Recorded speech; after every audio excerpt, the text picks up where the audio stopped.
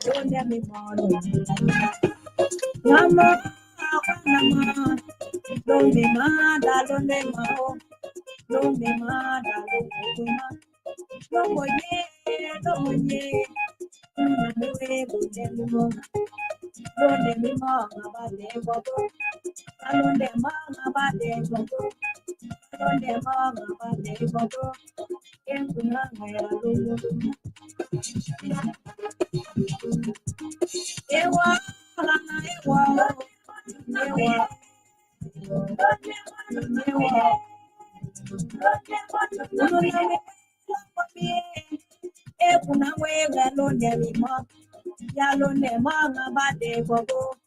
Another one now, Gina. Another one now, Gina.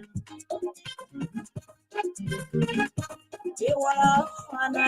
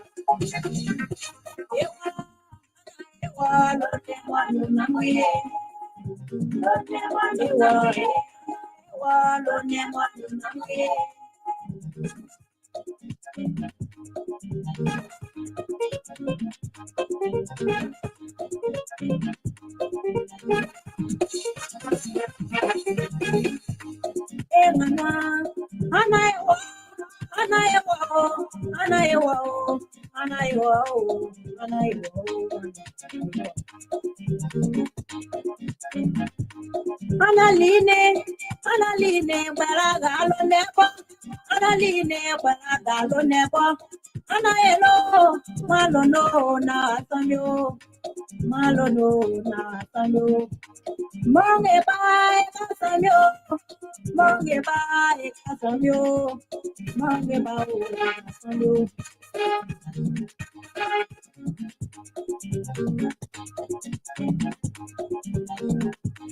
When you wing and run, when you wing and run,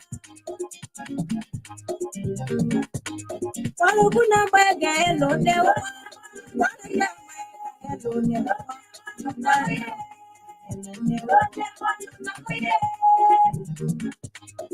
love my young I love me, Baba Loneba, Abalay, Abaloneba, Abalay, Abaloneba, Abalay. You're over now. You're over now. Malone, Abalay,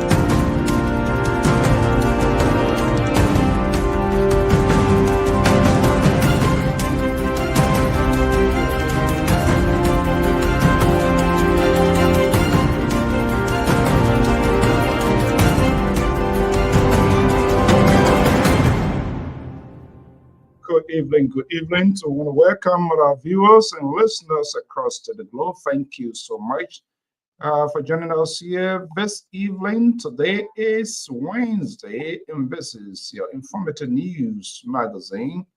All things considered right here. I am your host and presenter, Tafonso Zia. So right here from the New England Bureau of the Liberia Public Radio and LPR-TV, we said thank you for being here. And thank you for your commitment to this network. Let's welcome our own analyst, Mr. Sisi Goyo. He's still having fun time with the trophy that we decided to waive out of respect, out of courtesy. He's still having a great time with it, which is okay. You want to cook tawagi and put it inside and eat. Yeah, celebrate it because that's the last time getting it. So do whatever you want to do with it. Venetia, good to have you here. To our own man, to our follower here, committed guy, good to have you. M.S. Collins Gale is the president of the Pennsylvania chapter of the Grand United Association. Mr. President, good to have you here this evening. Patricia, good to have you. Clarence Davis. Clarence in recent time is broke wing with the Liberal.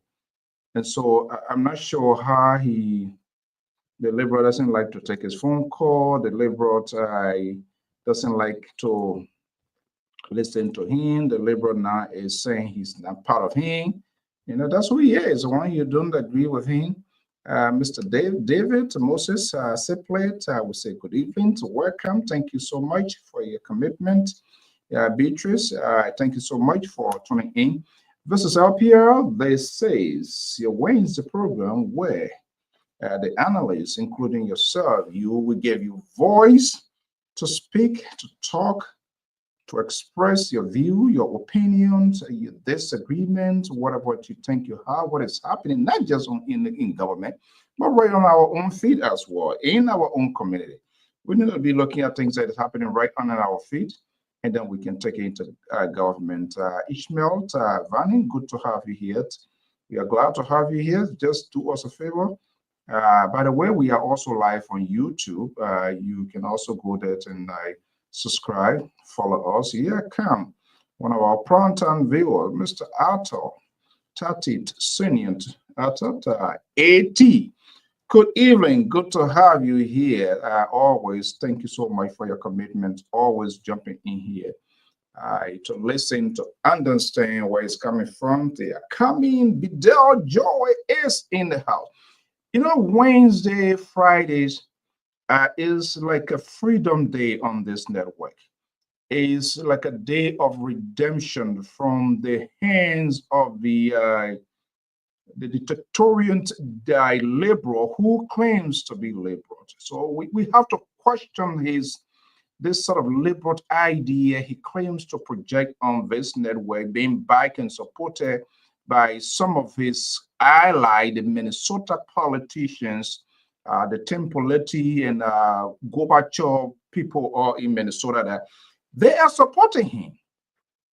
So for us who are the independent, always here to do that. And this is what Dr. Malik Jones and myself here, we keep holding this network down because if we give in, if these guys, the actions of these guys, let me just find some the right one here. See, is still messing with our stuff here. It should be somewhere here. I gotta get it here. Here we go. All things considered. If we allow to the liberals, Morton, Dr. Toto, he's one of the newest recruits, not even newest. He's one of the recruits of the liberal. You know, they are these disappointed progressive that came under the canopy to give us redemption, give us civil liberties, freedom to do things. These disappointed LPP reject. Dr. Toto on the other side in Pittsburgh, he get his LLCC on the other side. And they are the people that are causing problems that we are having today because of their bad policies, their bad ideas. They have their own party. They could not maintain their own party. They could not manage their own party. They never have the voice. The Liberian people did not listen to them. What they have done, they are seeking political refuge and they are helping to throw all of these red media. I'm surprised that Dr. Stotos so quickly to be initiated by this liberal on this network. But guess what? Dr. Mali, myself, and the converted reactions, yeah, you know, we give people second chances. We all fell below the belt at some point in time. So Keto Wilton Keto is quite on board with what we're doing. We have Mr. Victor Namwe is also one of the independent guy. You have the other man from Iowa that who came in and threw something out here that the liberal embraced it, and they are all there. So what he has done, he has carried on a massive recruit with the sole purpose of trying to neutralize all. And this is what he does every night when we come on this program. He doesn't give me the opportunity to speak. Jerry Bacon, Dr. Toto, they will speak endlessly, give them whatever time he wants to. But by the time we say something, the time is over. The board going to have a meeting, and he thinks that he can intimidate me. We are not going to allow that to happen. These guys are dishonest politicians. They're failed politicians. The reason they are struggling because of the quick and fast political decisions they made. So they're finding it very difficult to explain themselves. They kept stepping behind their own feet. They say A today, the next day they forgot about A, and then they can't hold them accountable. And you have the other guy from Joe Biden's state that another liberal, which is not, he's from Wilmington, Delaware as well. Moses, who was a security analyst, by the way. In fact, the two of them here, this is very, very much interesting. But you know what? We will not allow them to have their way. We are not going to give up. The Liberal King carry on a massive recruitment with Sese, Koto, Jala, Balahian, Dr. Toto, I don't know whether he even appeared, took them to Eugene Falcon to state radio, carry all their rare meat and everything there. Guess what? One day, Eugene Falcon kicked all of them out. You don't hear them talking about it again. And I say on this network, you guys are not going to spend not even 3 days. Eugene Falcon kicked the liberal and his recruit, the Minnesota guys. He took another group from the Garden City of New Jersey. I don't know whether it was a crusade. And I told you, you and Eugene Falcon, you would not even spend a day together. They didn't listen. They didn't listen. This old man, liberal, is a stubborn old man. And so that's how he does his thing. So they didn't listen to me. They went, what happened? Falcon say, OUT out. In fact, Falcon got to know that he's a Liberty Party dropout, so they are not compatible. I will be right back. Things are getting out of hand in Liberia. I'm not too sure why, but from everything that we've been reading, it doesn't look good. It seems like people are just taking matter into their own hands. I'm not too sure. And someone like me, one who supported this government during the campaign heavily here on this stuff.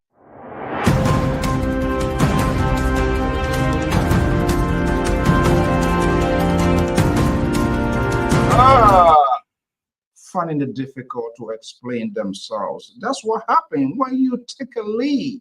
When you should have created a conversation to give everybody the opportunity to explain his or her policy, you used the microphone, you misused it, you took the lead, and that's why you are struggling now to find your own voice. Koto Jala Balayant, another Washington, but she's very bold, so they don't like her too because she's speaking out now. Things are changing some kind of way. So the liberal now Koto will Koto. He hanging out with the Minnesota guy and all of that. Look, the confusion in the camp is unbelievable. Dr. Marley and myself, we will stand up. Keto has joined us. Victor Nangwe has joined us. But overall, we are doing it for the best of the country. Fanny, good to have you here. Harrison, good to have you. Let's get the ball rolling. I don't sanction voices. When they come, I usher them in. I'm not gonna be like that sort of payback that he treats me any kind of way here. He intimidates me. He tried to use his power.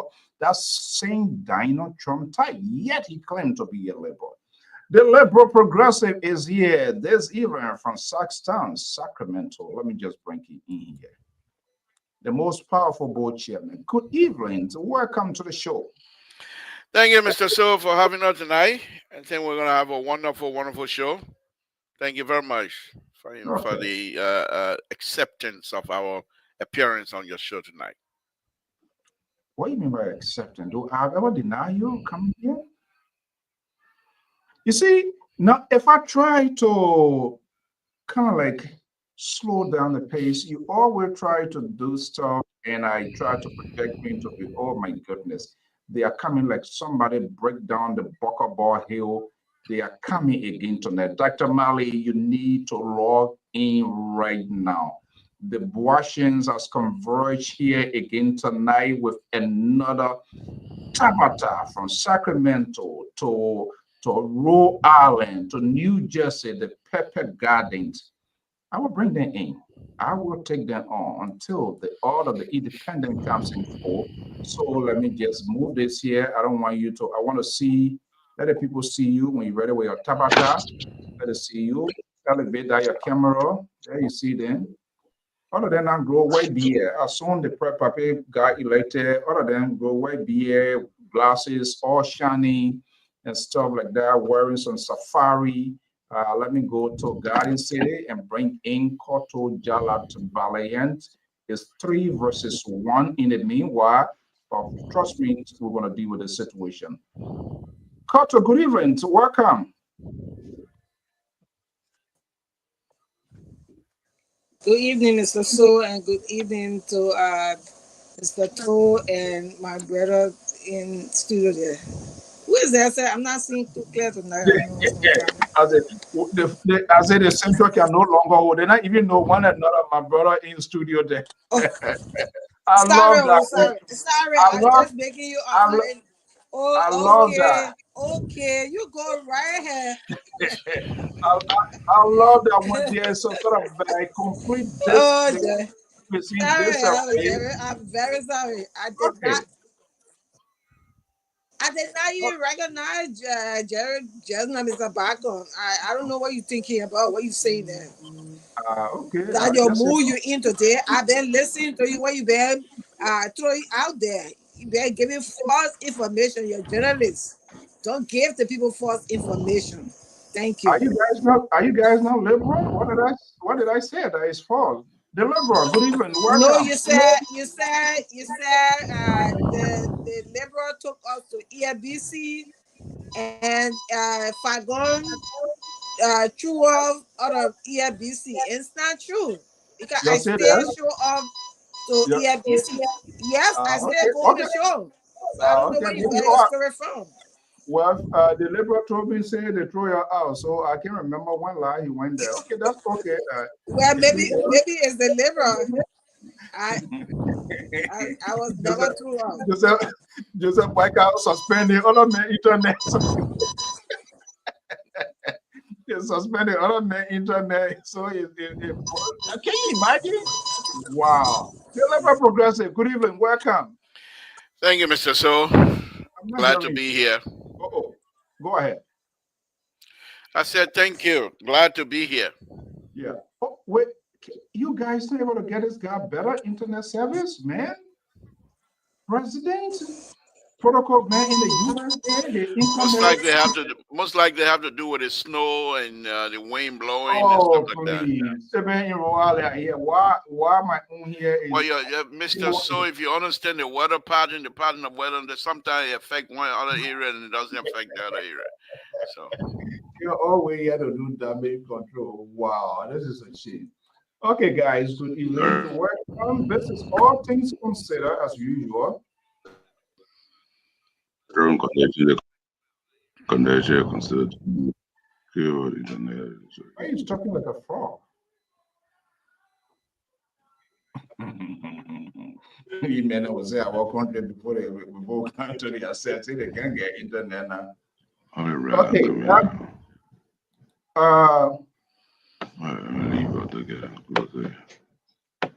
What's going on? Okay, I don't say if you're there you go. When you see it like that, please see it like that, then that means plenty of tabata coming and God doesn't like that. Hey, Mr. Morgan, good to have you here. Benedict, good to have you here as well. Koto, are you, what are these people? Wow, this is unbelievable. Okay, let me just take the liberal on. I'm not sure why Koto Internet is frozen behind there. Okay, liberals, good evening. Welcome. Today is Wednesday. How are your day so far? yeah, so far so good. I'm just watching you manipulating the system to favor you tonight, putting people in the background, taking people off intentionally, knocking Cotto out, knocking Jerry out. I'm just watching you moving your fingers here and there. And so let's see how far you're gonna go with this tonight.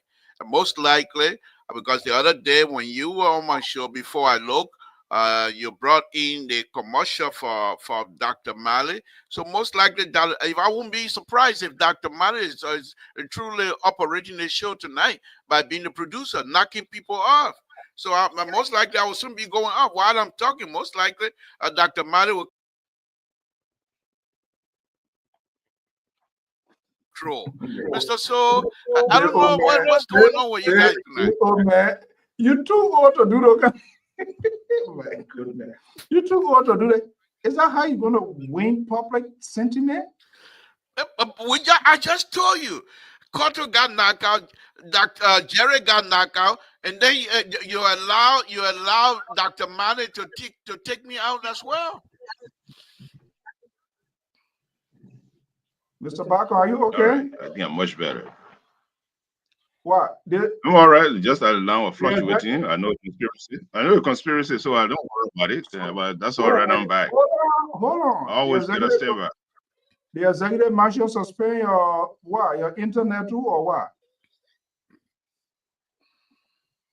Yeah, because of your corrupt attitude, that's why they're probably weeding you out. That's the whole thing. You gotta get to our feet, papi. All right. Okay, let's have a conversation, gentlemen. Good to have you guys here. What I say you going? Why you can't let the old man each one of you out? Why you're not carrying him? Why you can't let the old man sit at one place? Mr. So let me just say this here very quickly before some of your ridiculous so-called independent show up here. Let me be the first to say this to you. The president was duly elected. And in some of the campaign clips that we have, the president made it clear. He said, I might look old. However, once I'm elected, I will seek the interest of the Republic of Liberia. I'm not going to sit down. I will travel on behalf of the Liberian people. So don't think, say, because I'm old, that means I'm not going to move. No, I will move around. The president clearly told us this thing. So why are you guys surprised when he's traveling in the interest and in the name of the Liberian people? You know why he's doing that? Is to make his pocket to get rich, because they know the allowances and the bonuses. Mr. So you can attach whatever you want to attach to it. Okay, no, you're not running. You're not. Okay, hold on. Let me hold you that. You're not running. I am tonight. I am in charge, and don't think your voice is going to overshadow my voice.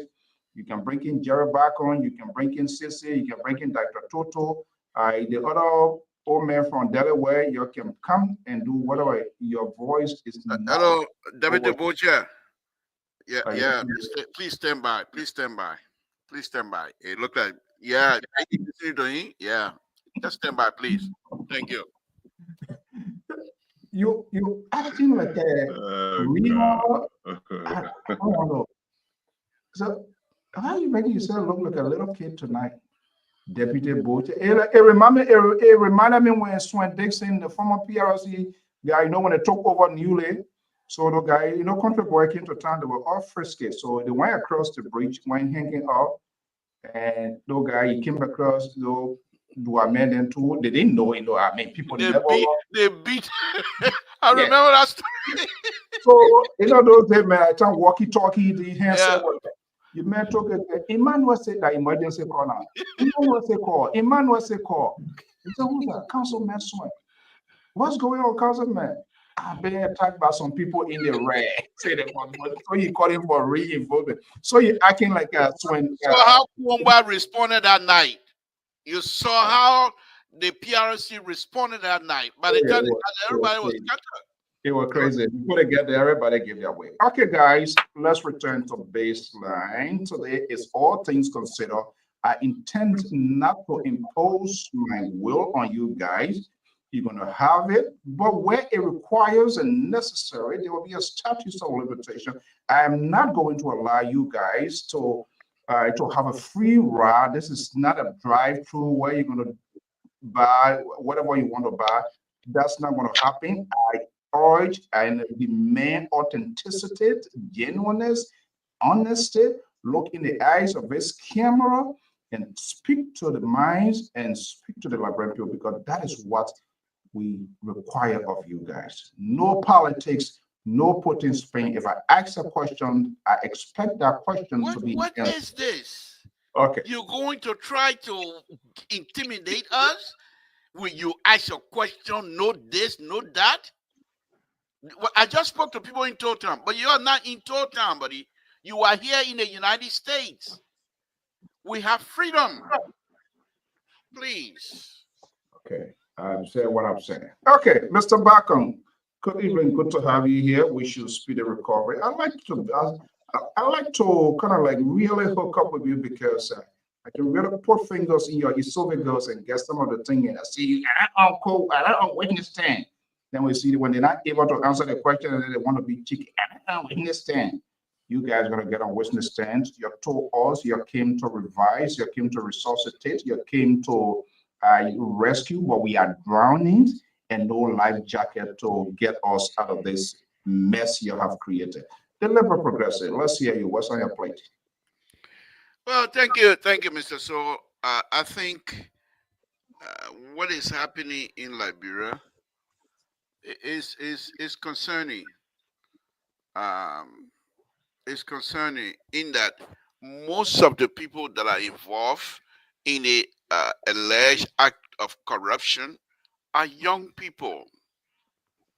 The old people, yes, but the young people are taking the lead on this. And my concern is when the young people themselves start taking money that's supposed to be allotted to the Liberian people, their own friends, their buddies, same age group, and they try to take what they think they can take now, it's unacceptable. And here's the other thing here that those of us that support this president are very concerned with. If the president start bringing people down, suspending people, expelling people, firing young, and most of them will be young people, and then the topic going to change. The old man, you want to keep it also old people, that young people you can fire. We know the Liberian. So the president is seeing a very big dilemma situation where he perhaps will be able to resolve it. But Mr. So, I think the government and the people of Liberia are in good hands. The president is traveling in the interest of the Liberian people, and we pray that God will be with him, God guide him throughout. But one of the things that I feel good about his travel, he didn't hide it. He campaigned on it. He made the statement clear that don't think that because you think I will not travel. I will travel around in the interest. He always said that in the interest of the Liberian people. Let me hold you there. Let me bring in Mr. back on because you start being too ridiculous now already. Everything you want, always want somebody to be the to scapegoat people, the young people, but you forgot to tell and remind us or tell us. It was the same old man that tell the poor young go steal, so the people are stealing. So what's wrong with that? Why can't you say the old man also give people the license and satisfy license to go do what they want to do? Mr. Barkham, good evening. So welcome. Am I saying the truth here? Who is on point? Bunch of baloney. Bunch of baloney. Why? Yes, why I would say both of baloney. Mr. Wakai, Excellency, you were speaking hypothetically. So when he speaks hypothetically, you always blow it out of proportion. And Mr. Wakai, Excellency, I'm gonna be honest here. He will always make you shame. If Wakai didn't suspend, they say, oh, the woman, Mr. Wakai not suspend nobody. When he fire nobody, they say not fire nobody. Look at the list. What he is doing. And he said it. He said it will wear out. Those are who come here with hidden agenda. If you know you can't find place in the administration, go and do something else in the private sector. This is not a place for you to come to. How long this ultimatum was given? This is a complete distraction because this president and his folks in the first branch of government, they had vandalized the speaker, the number 3rd president of the Republic of Liberia. And I think this old man, he has a pattern. Every time he creates a chaotic situation, he leaves the town, go chill, go give himself fabulous extra cash to build his retirement. And then you guys come back here to one post me on it. And I'm sure you want me to put all of some of the things that he has been doing. He's very good at that. The other day when he was going again, the time they were breaking that the door, he left. He said he's going to Sierra Leone, going to a birthday party. What the fuck does he have to dance? And he said he's going to party. Now he's going to Tanzania. To go do what? Knowing very well his folks has vandalized the first branch of government. Why he didn't go there? But by the way, we just observed the armed forces in the Republic of Liberia. Let's watch this and we'll come.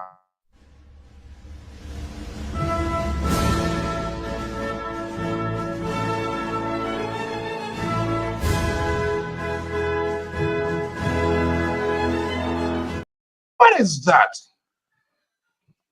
Who put him in there? Jerry Barker.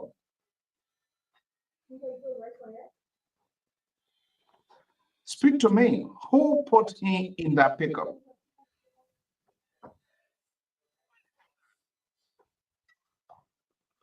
Okay, all of them. Are you there? Well, what point? Who put you in that car? Is that a liberal? You authorize it? Mr. So, while Jerry is having some technical difficulty, let me just say this to you. Can you hear me? Sound loud and clear. Okay. I'm just asking. Will you answer for Jerry? No, I said while Jerry is having some technical difficulty, let me just say this. No. I mean, are you back, Jerry? Okay, I'm back. Yeah. If now, when you use my phone. But here's the thing. So, what is your question? Because in the back of the pickup, or why in the pickup? What is your question? What is your concern? My concern is who exposed my president to danger like that? Mr. So, why would you ask the kind of ridiculous question? You are a professional individual. Mr. Bwaka is not the first person to ride in the back of a pickup or a military car. France, the president of France. Is that an hold on. See, when you read a system, probably you don't do your adequate research or internal research before you can come on the air. You just come without a type mode. So you don't do your research, you don't do your reanalysis for you to do it. The data is there. Frank, what's his name? Macron or France. Who the other president? He doesn't even know what to say because you're trying to manufacture something. Was Macron in the pickup? Listen. Want to play the picture you want from so I can find and send it to you? These are the leaders who have been there in the place. There are a lot of presidents who are riding back of the pickup or ride a Jeep and they're doing the parade of the armed forces there, so it's not anything strange. But here's the thing. You always say the man never understand. Now he's stood in the pickup. Now it become problem. Why you're leaving there? Say he was never going to leave. Hold on. Armed forces. What we do know? Let me just remind you, because you're trying to post thing on this here because you're not willing to answer my question.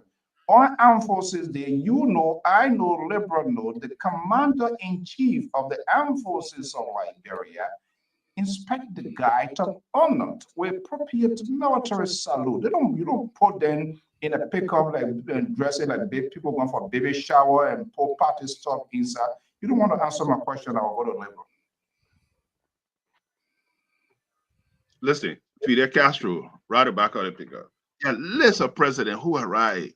The president of FDI, right back of the pickup. So it's not anything strange. So I don't see why you're making issue out of this thing. But here's the thing. The president is in good health. You say he was never going to stand. He stood up. You say he's never going to walk. He's walking. You say he was never going he cannot do this. He's traveling. He was never going to travel. He was going to be parked in the garage. He say, you'll take me out of the garage. He's traveling. So hold on, sir. I'm just trying to give you some ideas. What you just asked me to say. Garage name on this network before. The person who mentioned garage is your friend. I think when we're ready to talk, at least give me the opportunity. Don't be talking on me, so at least the audience will understand what I am saying. Just give me that call and say, man, take your notes as I'm speaking. So when I'm done, then you can do it. But here's the thing. The president is in charge. He's responsible. These are the things I'm going to do. And listen to what he did. Have a hit cabinet and say, you have suspended entire every day until you can declare your asset. That's responsible. So, folks, more to come. Fasten your seatbelt. Your Excellency, Mr. Buckeye will deliver, and he is delivering. Look, you're happy. I called Gabriel Xavier. The Ben Jack came from Totan. He must have spoke this morning.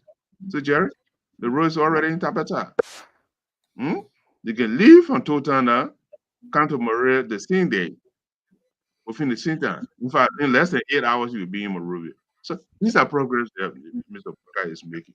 So, folks, I'm not fatigued about your on the other side criticism. So, in fact, the best you're doing. To criticize, then we'll learn from there and say, okay, this is not working, this is what working. So I'm very delighted what the president is doing. Thank you.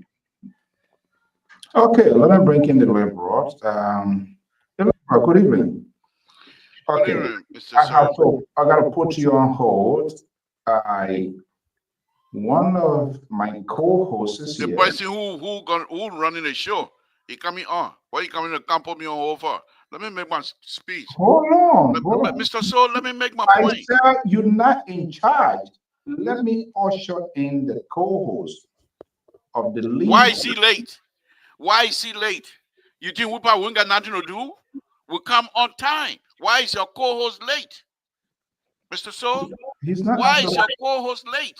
He's not answerable to you. Let's put our hands together and welcome Dr.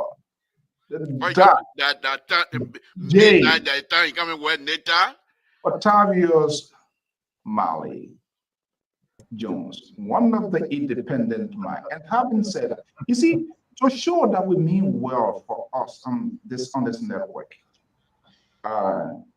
we always things you're supposed to do, you're not doing it, and we're doing it for you because we love our country.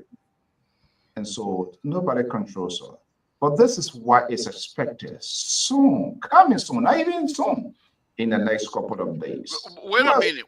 Are you here to do commercial? I'm my time to speak. Let's listen to this. Hello and welcome to LPR-TV newest program titled Developing Liberia. Developing Liberia will come your way every Sunday from 7 p.m. to 8 p.m.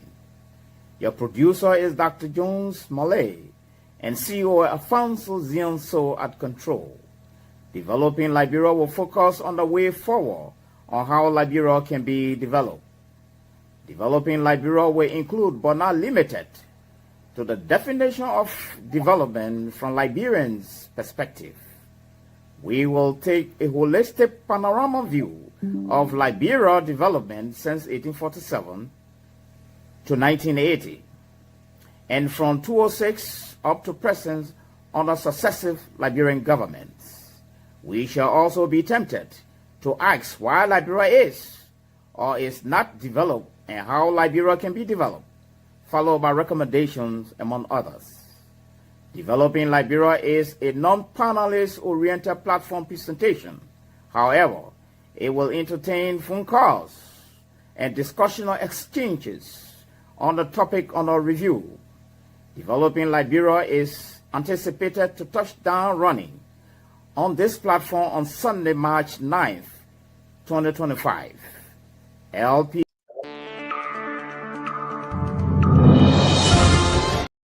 Yes, developing Liberia. This is the kind of vision that we have. This is what we want to see. Those buildings that you see behind Dr. Mali, those are the kind of buildings that we want to see being erected in Liberia. And this is why we are far-sighted. We are calculated. We plan long-term plan. We don't come here and just talk free talk. Dr. Mali, host of Development in Liberia. Good evening. Welcome, Doc. Oh, thank you, CEO. Thank you tonight, and I want to extend greetings to our senior security analyst and the liberal. Yeah. And I'm very sure very soon we will be watching something different around here, developing Liberia. We want to contribute, we want for the platform to contribute to the package of development in Liberia. Right. And remind the government as well some of the things they need. Yes. We are not diehard, but we are diehard for the Republic of Liberia. Yes. And so is the CEO who is exercising his constitutional right to bring this advertisement even to the ears that don't want to hear it. Thank you, CEO. Keep up with your good job. Dr. Mali, they have no choice. They got to hear it. They have us to deal with us. Okay, that's the host of Developing Liberia in the 21st century. Dr. Malay Jones, you're going to kick off here and going to be fascinating. And I did hear you saying that you're going to be taking phone calls. Nobody going to be limited with a nice, we're not going to be specific in here, a certain phone call. When Aaron called, then you give Aaron 30 seconds. But when Clarence David calls, then he goes on and on and on.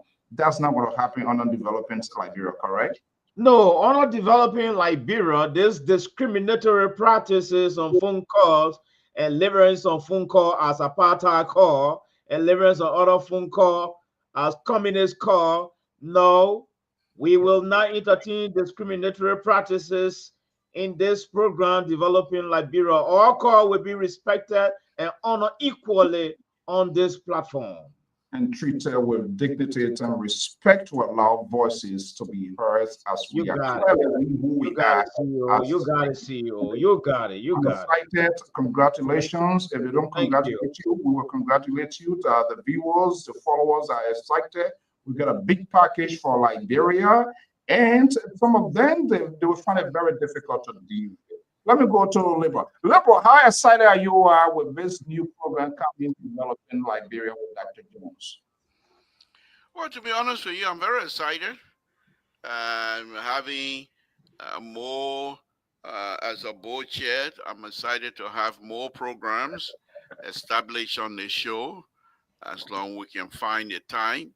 That's what we've been encouraging. For the last 15, 16, 17 years, we always encourage people to have their own platform and be part of the Liberian Public Radio, except we have not been able to be successful in getting a lot of stuff, to be honest with you. The like of Gissing Jeru, Michael Gilmans, many more. Even some are in Liberia right now, in Grand Gita County, running their own radio show. They all pass through here. The like of me, like of Richard Banto. I mean, the names are just way too many to I get tonight. But Liberia Public Radio is still here. I believe Liberia Public Radio was the very first public radio show to be able to before Facebook even started. We were the first to do similar stuff like this here, having to be broadcasting live video, where our brothers who is a programmer over there in Kentucky, I mean not Kentucky but Cincinnati, was able to program our stuff, and we were able to go live with video.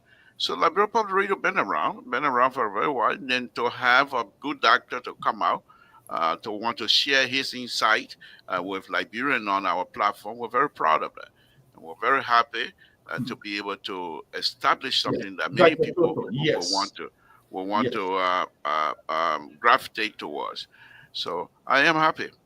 And thanks, Dr. Mali. You know, these things, let me just say this also, Mr. So. Being on here, having these type of conversation, facing the camera, it's nothing easy. You cannot be afraid to make mistake to be part of this type of platform. And so if Dr. Mali is willing to put himself out there to be challenged every night and to be ridiculous every night, then we say we take our hat off to you, because you can come out here and say exactly what is on your mind. People might challenge you. People might think you're being ridiculous, but you're being truthful. And these are things you believe in. And this is what this platform is for. It's an educational platform. And to be honest with you, Mr. Suati, I'm happy. Congratulations, Dr. Mali.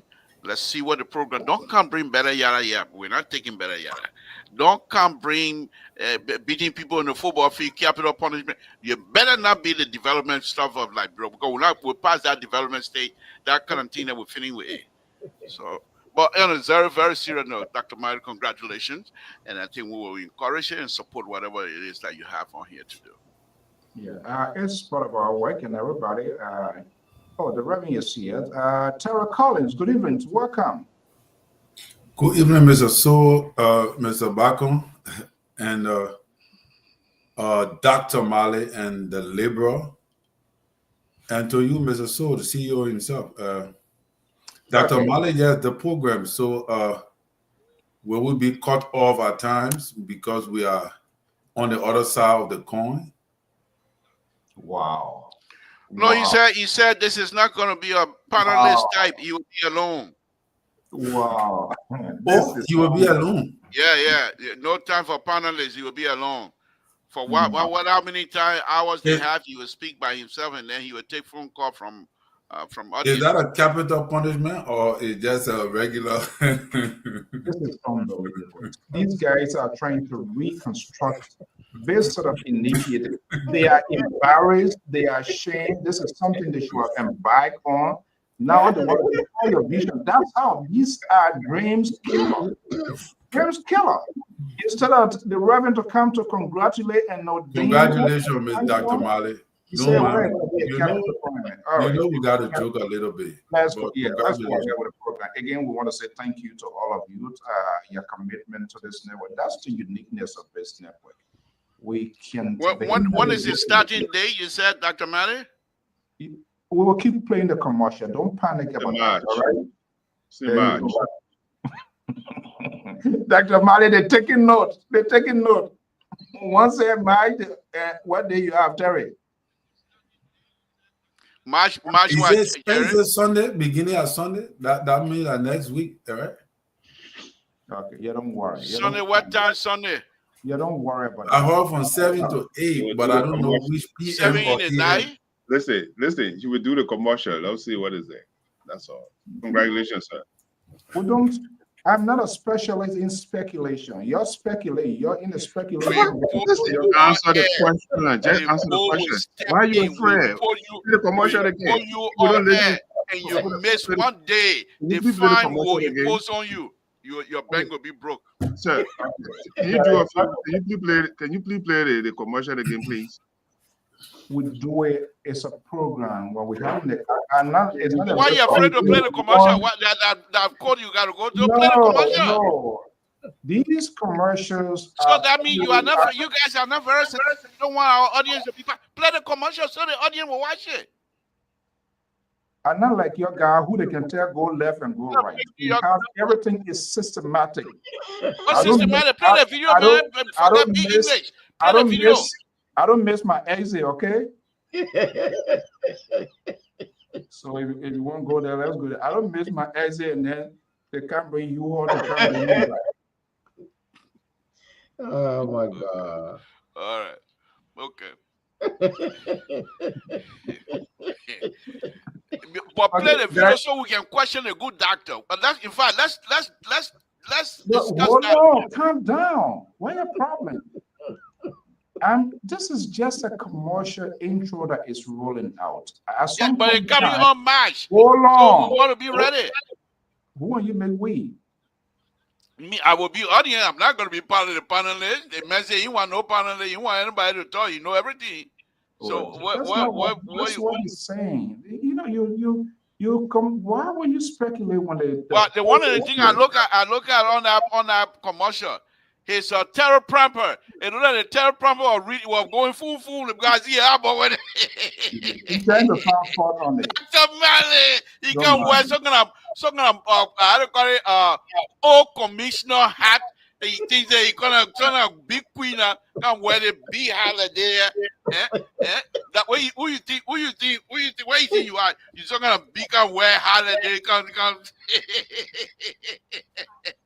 Dr. Mali, you must say, why you wearing that hat for to frighten you? Think we're going to throw you on our bike to carry you and cross the river? Those days are over. Why you coming wear that hat for? Okay, I need some quietness here, please. Dr. Mali, these guys, they are disappointed. They are disturbed, so they are panicking. Oh, March 9. So, March 9, okay. Clarence was watching a commercial. He said March 9. There you go. He deciphered them. Okay, guys, let's have a conversation. This is all things considered. Mr. Collins, good to have you. Dr. Mali, congratulations on that big initiative. The vision is something that we should all embrace. But obviously, you have those that are live in the crack kingdom world. They will always try to pull people down. That's the light of the liberal and his ally. So that's not going to deter, or we're going to forge ahead to do what is good for Liberia. Terry, let's go into your photo. This is all things considered. Let's hear you. No, seriously, Dr. Mari, congratulations. We'll be hoping and ready to watch it. I know it's going to be an addition to whatever it is we try to do here on this platform to improve the lives of our people. So congratulations. We know you're going to do well. Thank you. The truth set in already. The truth set in. Actual confection is taking place. Okay, Collins, let's hear you. All things considered. Well, yeah, all things considered and all the kind of thing. GMB took a major step today that has sent a shock wave in the camp of the seditions and all of that is shaking the walls of the political landscape of Liberia, that he chose to just wake up in the morning and suspend a bunch of people because they did not follow protocol. So everybody got their own take on it. And I think that we underestimating JMB too, somehow, some way. But I think when JMB gets ready, he's gonna send a shock wave into the camps of the opposition political party. He's slow, but it seems like he's sure.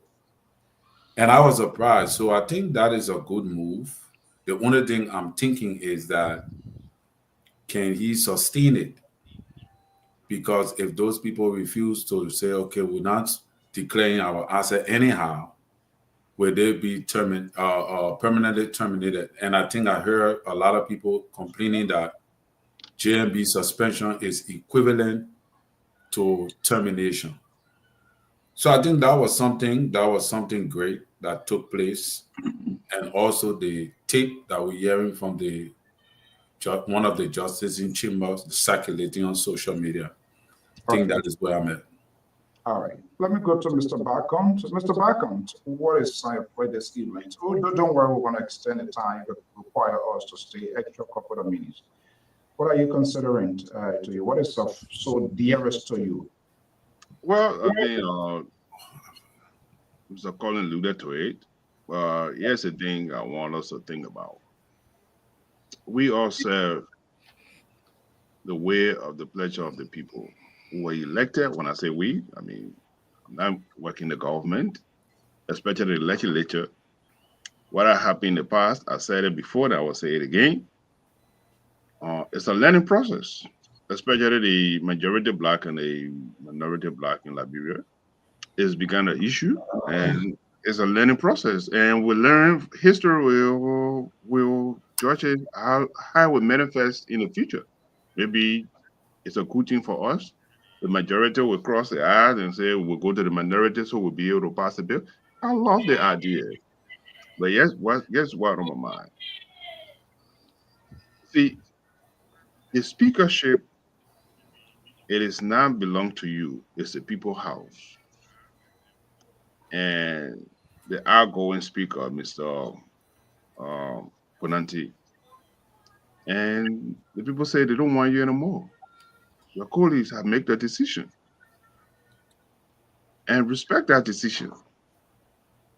There might be legal ratification, but at the same time, you have to respect your police decision and say, hey, listen. And the speakership, even if you leave the speaker, you stay. I don't want to interrupt. I just want you to say what you're going to talk on, then I'll go to the other folks. And okay. Yeah, the removal of the speaker, he refused to leave the office. And something that we'll talk about. Definitely we'll go into details in court. And stay tuned.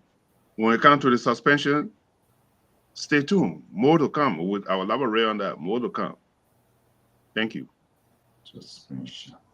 The Liberal Progressive. Thank you, Mr. So. I don't have much on my mind. I have the ability to compartmentalize. As a result of that, I am willing and ready to discuss whatever matter that is thrown before me tonight. I'm a liberal, progressive. Bring it on, we'll discuss it. So, Dr. Malley, let me just usher you in. We see like this sort of Tucker Carlson type of playbook now is being collaborated with the liberal wing of this network. Oh, suspension. Oh, where people say that 1 year you should go. I'm wondering whether we'll run the country or we'll run it some sort of within Sabibo. Are you giving Dr. Malley some sort of a talking point? I thought every one of us is supposed to say what's on our mind. Why are you leading him? Don't interrupt me, please. Okay, I just thought I'd throw it out there. Go ahead, Mr. So. Yeah. So, you have come with this. The Ravens laid the foundations. It was embraced by its background. The liberals in return fought it, kissed it. Now, this is the talking point. Suspension. What is this suspension is all about? I mean, that's the cardinal question and yet to be answered. And Press Secretary now calling for updates to reach the delays. And how does it even comes about in the whole thing here? Who should do what? Is that an executive measure and then they go back to LSCC to say, oh, let's look at the figure? Dr. Malley, this is what they want to start running with now. Yes, at least baby step is taken. After 1 year, you still taking baby step? Let's hear you.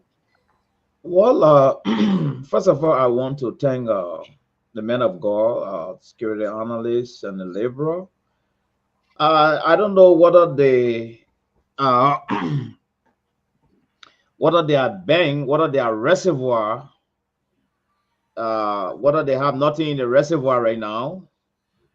And the issue of suspension is not the first time, but probably the liberal and his congregation are running a whole lot of new thing right now.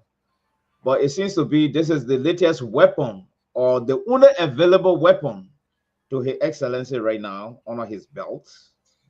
And we noticed it was the same weapon in past government, suspension, dismissal.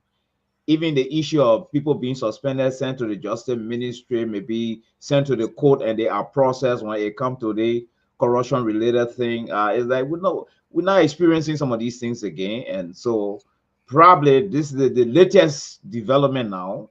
Suspension, including 10 more people, are all facing suspension nowadays. But anyway, what I'm gonna play this morning is Joseph Bakas's foundation. The foundation just celebrated the president's birthday with a budget, according to inside sources, $4.6 million. And since His Excellency has been running this foundation had never celebrated his birthday until he became president. And so I try to equate it to we are traveling out of the country for 45 days using taxpayer money, and the foundation coming up with celebration of His Excellency birthday for 4.6 million. I just want to see the contrast. Okay. In the interest of fairness, we allow them to the wishes to respond, which is great here. Okay, Terry, let's start it. We're going to do it by bit and pieces. Talk about Terry talking point comes to the liberal. Both of you, and anyway, three of you, you're always collaborate, so which is good. If you want to do it, you are most at liberty to do so. But Terry, so what is the significance of that point that you made? Why? Firstly, I want to address the doctor. What a doctor can take a figures from? He said inside source. What an inside source. You get no information in regards to GMB using $4 million on his birthday. You just assuming, you just presuming. That is not good. That, give us information. Reliable information. Can you focus on your topic? And we gotta critique You can't just throw That's information why out he there. say he want no panelists on the show. Listen, Terry. Listen, Terry.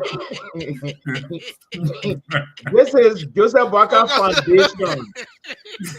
This is Joseph Barker Foundation celebrating his birthday. Liberal, Wow. According to inside sources, they use $4.6 million, and I'm concerned about that. Yeah. So Okay. At least liberal. At why least not do it this way? When he comes to that point, then you can question him. I don't know whoever revealed their souls, then we can see that. So at least Labour got his Chinese phone, but the dark, I don't think we'll even see a phone. but yeah, it's the king, Mr. So the aspect of President Boca taking this action in regards to the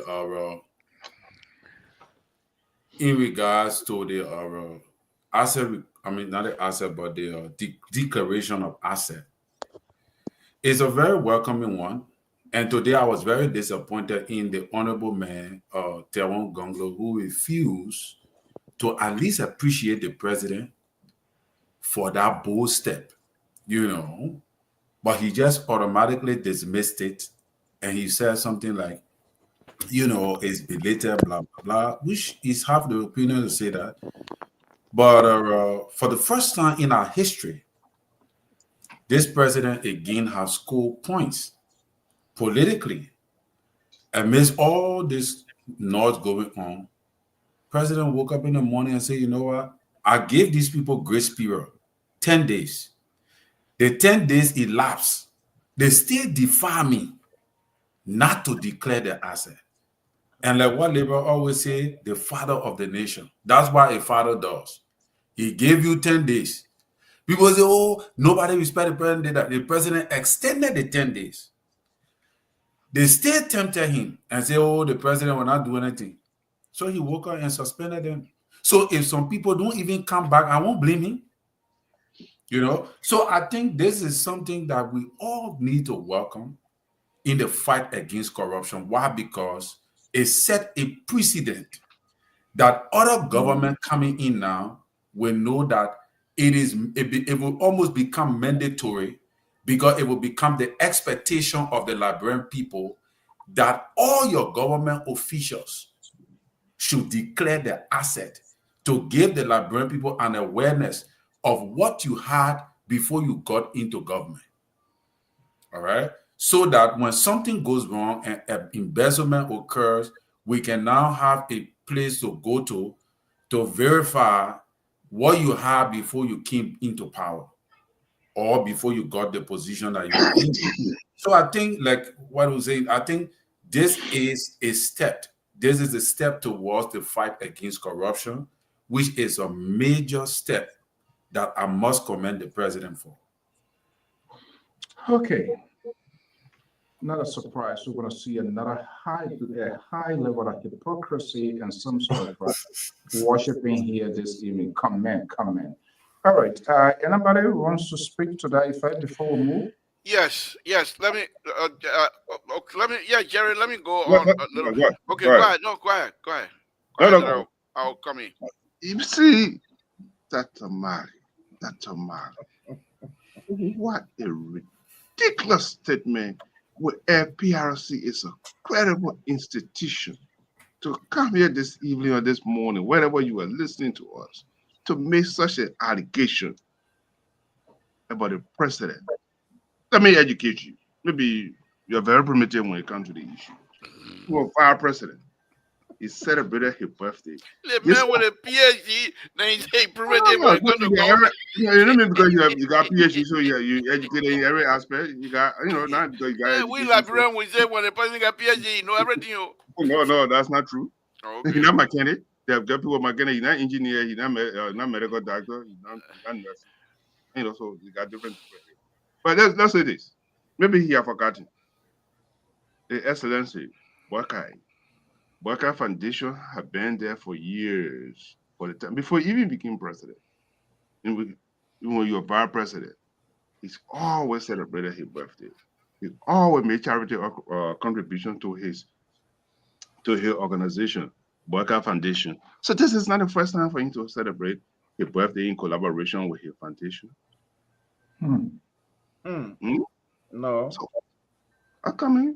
So, sir, it's a disservice to come to the credible institution to fabricate story that Boyka spent $4 million. Please, make it known. Bring the document. Say this is what it is. Show the evidence. You can't be throwing the rock and hide your hand and say this is it. So, sir, when it comes to the suspension, yes, the president have the review to suspend people if they refuse by the mandate of His Excellency that everybody should declare the asset. If you refuse to do it, that's a procedure. He's an educator. There are 3 steps you go through. First, you get a verbal warning with the individual, you bring it into your office. You go to HR, HR will give you verbal warning. They give you a written warning. Then they go to suspension. After suspension, the next step here is to get rid of you. So Mr. Boyka is going by the layer of HR. He's not just going to say, I'm going to, or you fire you. Of course, he can go to level 1. By his discretion, he had a discretion power to do that. But because he followed procedure and say, suspension, we are talking to you, we are giving you some latitude for you to do this, and not happy. So Mr. Boyka is on a red track. So folks, stay tuned. More to come. Okay. So, Mr. So, I would take a little fork onto this road of Mr. Terry and Mr. Bakon, the co-host here tonight. You know, these are some of the things we continue to frown on. If you have a government that is employing based on friendship, based on family linkages, people tend to disregard the process. When you are employed, they have what they call terms of reference. They call it in Liberia. But here is the description of your job, of your position. They give you a description, what they expect, what is being expected out of you to be able to carry out certain function. But when you are employed based on uncle recommendation to friend, when you are employed based on friendship and relatives, then those expectations are no longer valued, because if for some other reason that you are pressed, you will turn to the uncle and you will turn to the auntie to talk to the friend who will employ you. And this is exactly what we've been saying here to this president. These people that were employed, they are educated, but they were never given a true, from my perspective, true terms of reference. Because in the terms of reference, most likely you will state why you're being employed. Don't kind of, I got a juice bottle here with me. I'm a granddaughter, you want to come run here. Because they're stealing your juice and I'm stealing nothing. But anyway, on a very serious note, when you are employed and they come out and say, okay, this is your position. What are things that are involved for you to be able to accomplish that job? One of those kind of process will be to declare your assets. Why is it? If, for example, if those positions were truly laid out for every Liberians who have the ability to apply, and you are interviewed, during the interview process, they will ask questions, the employee will ask questions. So, sir, what are some of the things that I need to do? Well, Mr. Toll, if you get this job, we will be expecting X, Y, and Z. But you don't do those things. You employ people based on recommendation from friends and relatives who are unable to vet these people correctly. This is what you get. And I'll go further than that on this here tonight. Okay. You suspect, Mr. So, please. Oh, no, hold on. No, Mr. So, please. Let me wrap. Let me land. Please. Okay, This is not time to cut the liberal out tonight. You are suspending 400 and some more people in your government. What are the rules? Are they suspended overboard and underneath the working? Because your government have to be supported by those workers. Who's replacing them? Who's working in place? Their deputies? If that's the case, what exactly are they producing? Mr. Soul, I think tonight the president's suspension, while I do respect, and like I think the councilor made it correctly, is overdue. Because if you were to show your hand earlier, if this had happened the first 2 months, everybody in the government would have declared their asset by this time. The very first 2 months, people don't declare that's it. Or even forget about 2 months. When President Baka did his declaration, after that, 1 month after that, that's it. No more grace period. But this is a family organization. The Republic of Liberia is an elephant meat. It's a family organization. And this is what we have. In this case, it's a Lofa-based organization. I rest my case. Whew. What a mess we found ourselves in. Dr. Mali, CEO, let me just the CEO cut that part. The MOG. I think I stand shoulder to shoulder with the councillor. You see, these are some of the byproducts of bad governance when it comes to His Excellency claiming to have 40 years under his belt. 40 years of service 60 years ago, or even 30 years ago, it's not workable in the 21st century without some of the modern leadership approaches and techniques. So if His Excellency still rely on his 30-year and 40-year experience down the line, dark days, those things cannot be manifested in the 21st century leadership right now. Like Liberal rightly said, and I stand with him shoulder to shoulder on this, at this time, you are talking about suspending people who did not declare their assets this time. It's just a sign of weakness.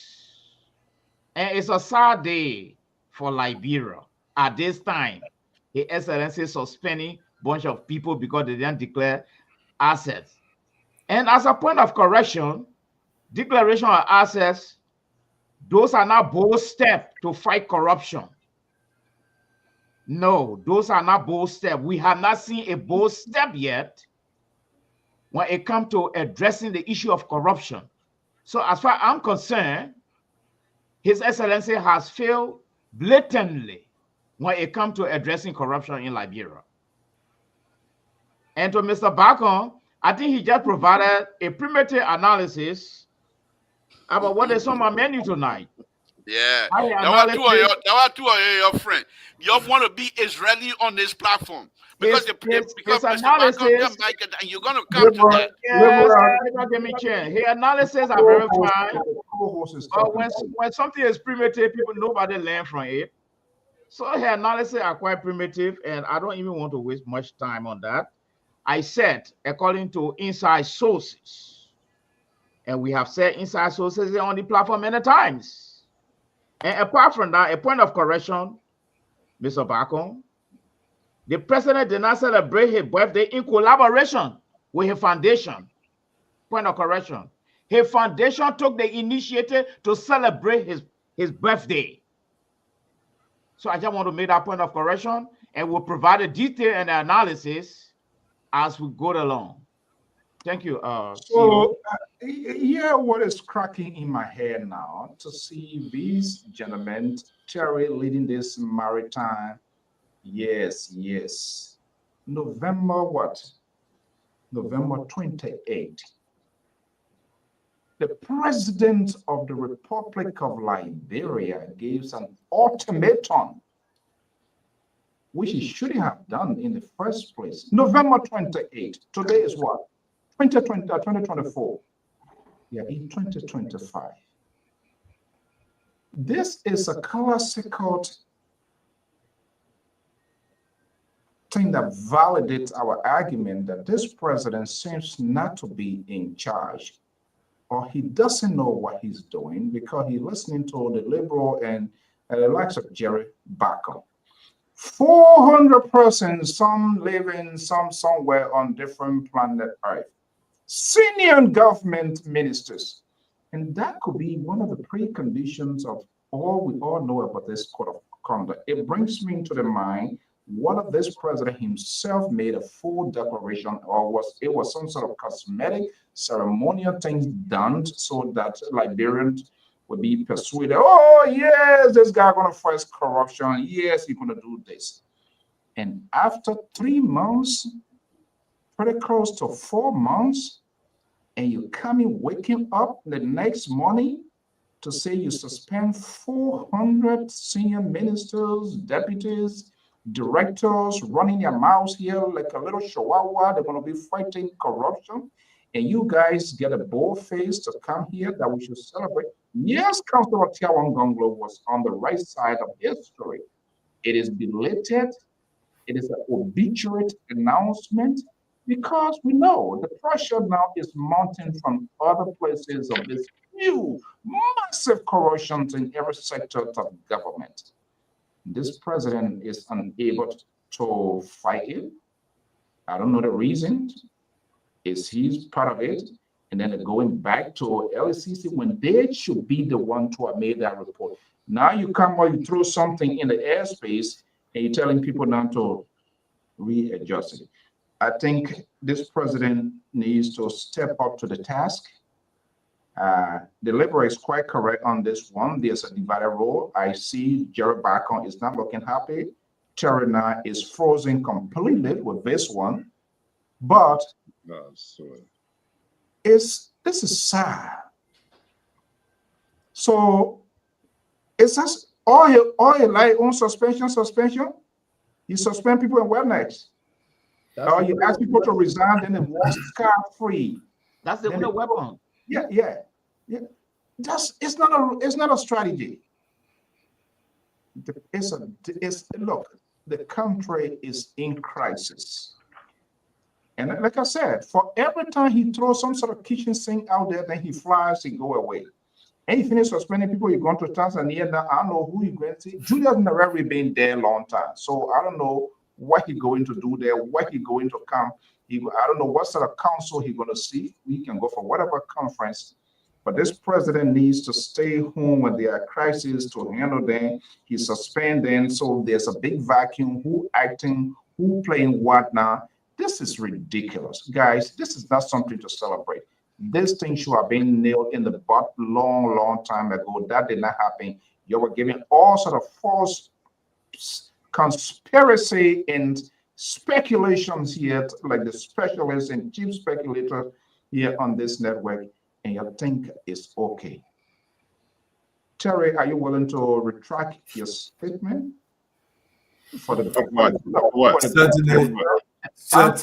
I'm asking Terry, Mr. Bacon, you're gonna have your day in court. Terry said that was a slip of tongue, so don't intimidate him. Correct, Terry?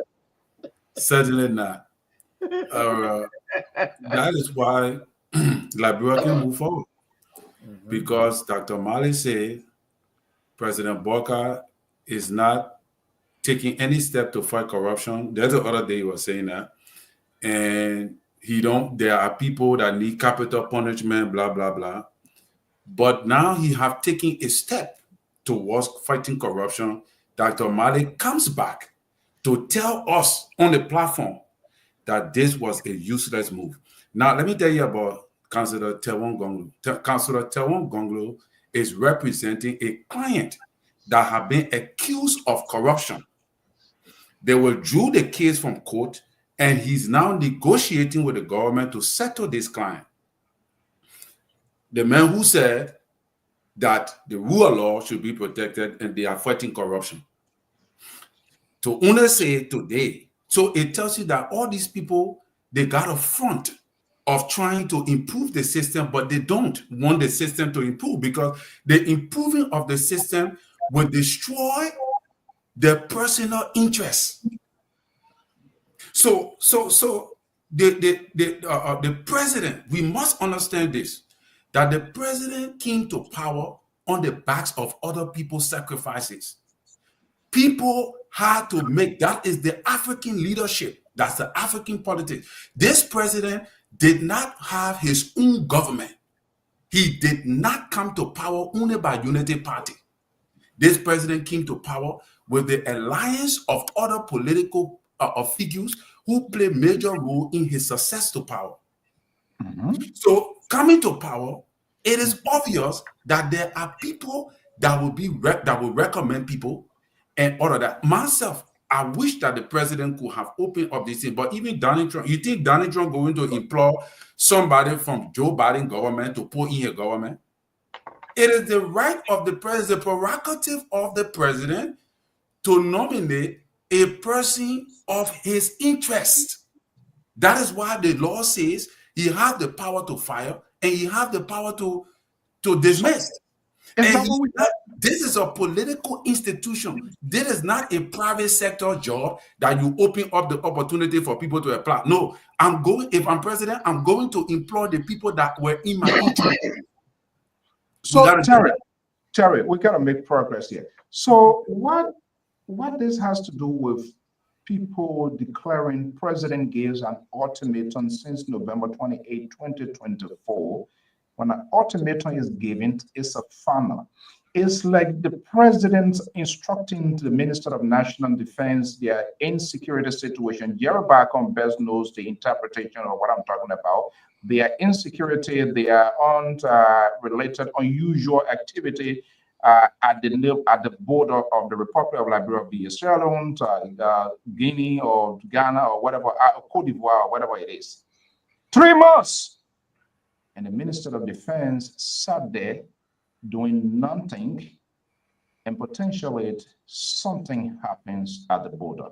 And the president sits in the country after 3 months, say, oh, you are suspended. The player tell you to go, you don't go there and suspend you. Is that the justification? Is it equivalent to your argument here this evening? Terry, Mr. So, it's suspension. What I'm saying is, the people said, why the president did not take this position long time ago. I'm trying to tell you that he could not take the position long time ago because just what you said is true, that there are people who were employed on the basis of recommendation because this was a political institution that brought this president to power. So he gave them time, which is obvious. He gave them long period of time. Is that a good administrative policy, Terry? Huh? Is that a good administrative policy for the president? It is a political policy. That what happened in politics. This is not a private sector job. This is not a corporate job, a corporate sector. This is a political job. All right. You come in here on the basis of politics. So there are some people who will be employed that did not go through the ranks and file the process because they were part of the political system. So the president gave you the opportunity and told you, say, declare asset at this time. And you say, because, oh, John Brown recommended me and brought me here, I need to declare my asset. It means nothing. Let me come down. Let me have a conversation. Additionally, it's required by law, right? The 1986 provision with the Code of Conduct. But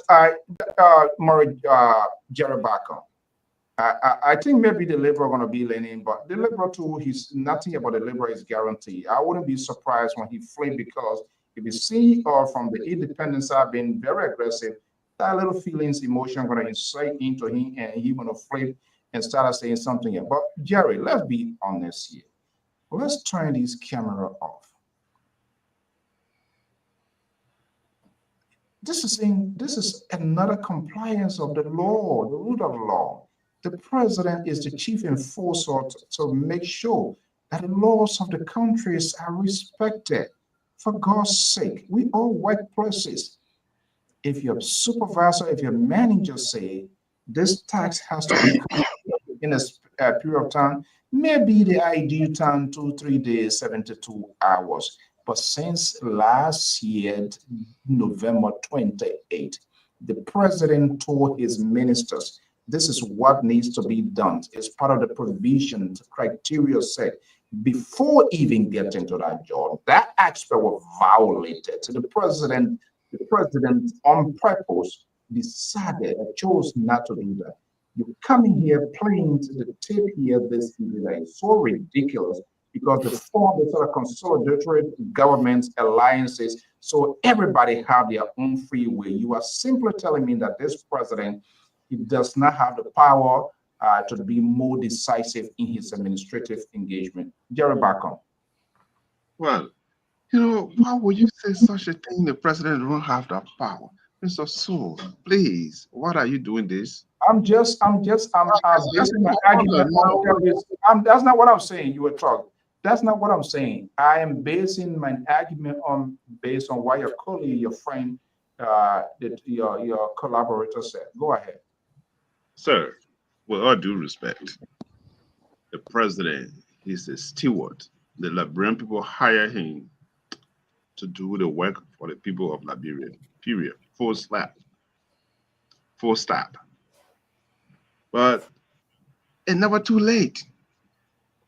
If the president do it active, they say, oh, the president's slow. If you do it aggressively, they say, oh, the president too aggressive. So look, listen.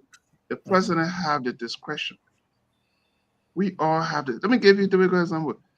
If you go to court, the judge said you will be sentencing for 20, 30, 40 years, 50 years, or 10 years, 5 days. But that judge have a discretional power to say, look, you know what? Because of you have contributed in the society, we're not going to call it, we're not suspend you, but pay the fine, and so for that reason you're being on probation or whatever the situation. But let me say this. That's my point of correction. If you go look for a job, they always ask you for your resume. Your resume to simplify your experience, where you are work. And the job that you apply for, they say, oh, you don't have an experience for this time. That's why you do internship and all this thing. And for him to come on the show saying that, oh, Mr. Buakai, the Excellency, her ideas is not applicable to the 21st century. That's ridiculous for him to say such a thing. In the first place, that's why we had experience.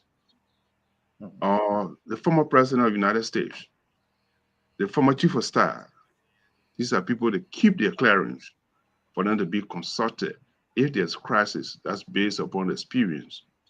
So they keep these, they ask you, what is your experience, the job that you come in? So Mr. Buakai, the experience is not a liability to the Republic of Liberia, it's an asset to the Liberian people. So I just want to make that clear. Even if you are doing a research, you have to read books. Not a book that are written today. You do a research. People who have made such a thing in the past for you to say, yes, I'm making a research, and you will quote and you will do footnotes. And for him to come here and say, oh, Mr. Buakai, he's not capable in the 21st century. Are you out of your mind? Are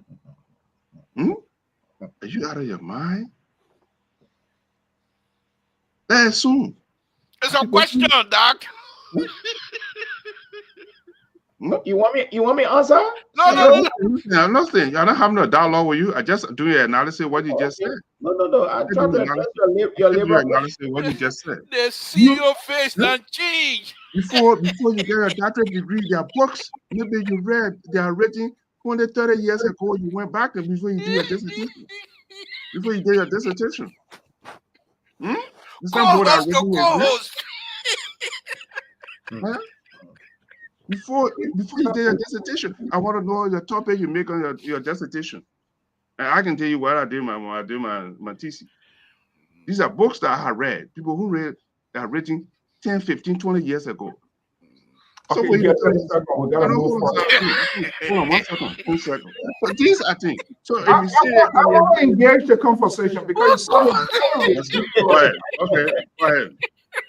As a CEO, I have to push back. No, you're not pushing back. No, I said, give me 30 seconds. What do you mean you can jump? You gonna jump over me? You're killing me tonight. You're not prepared.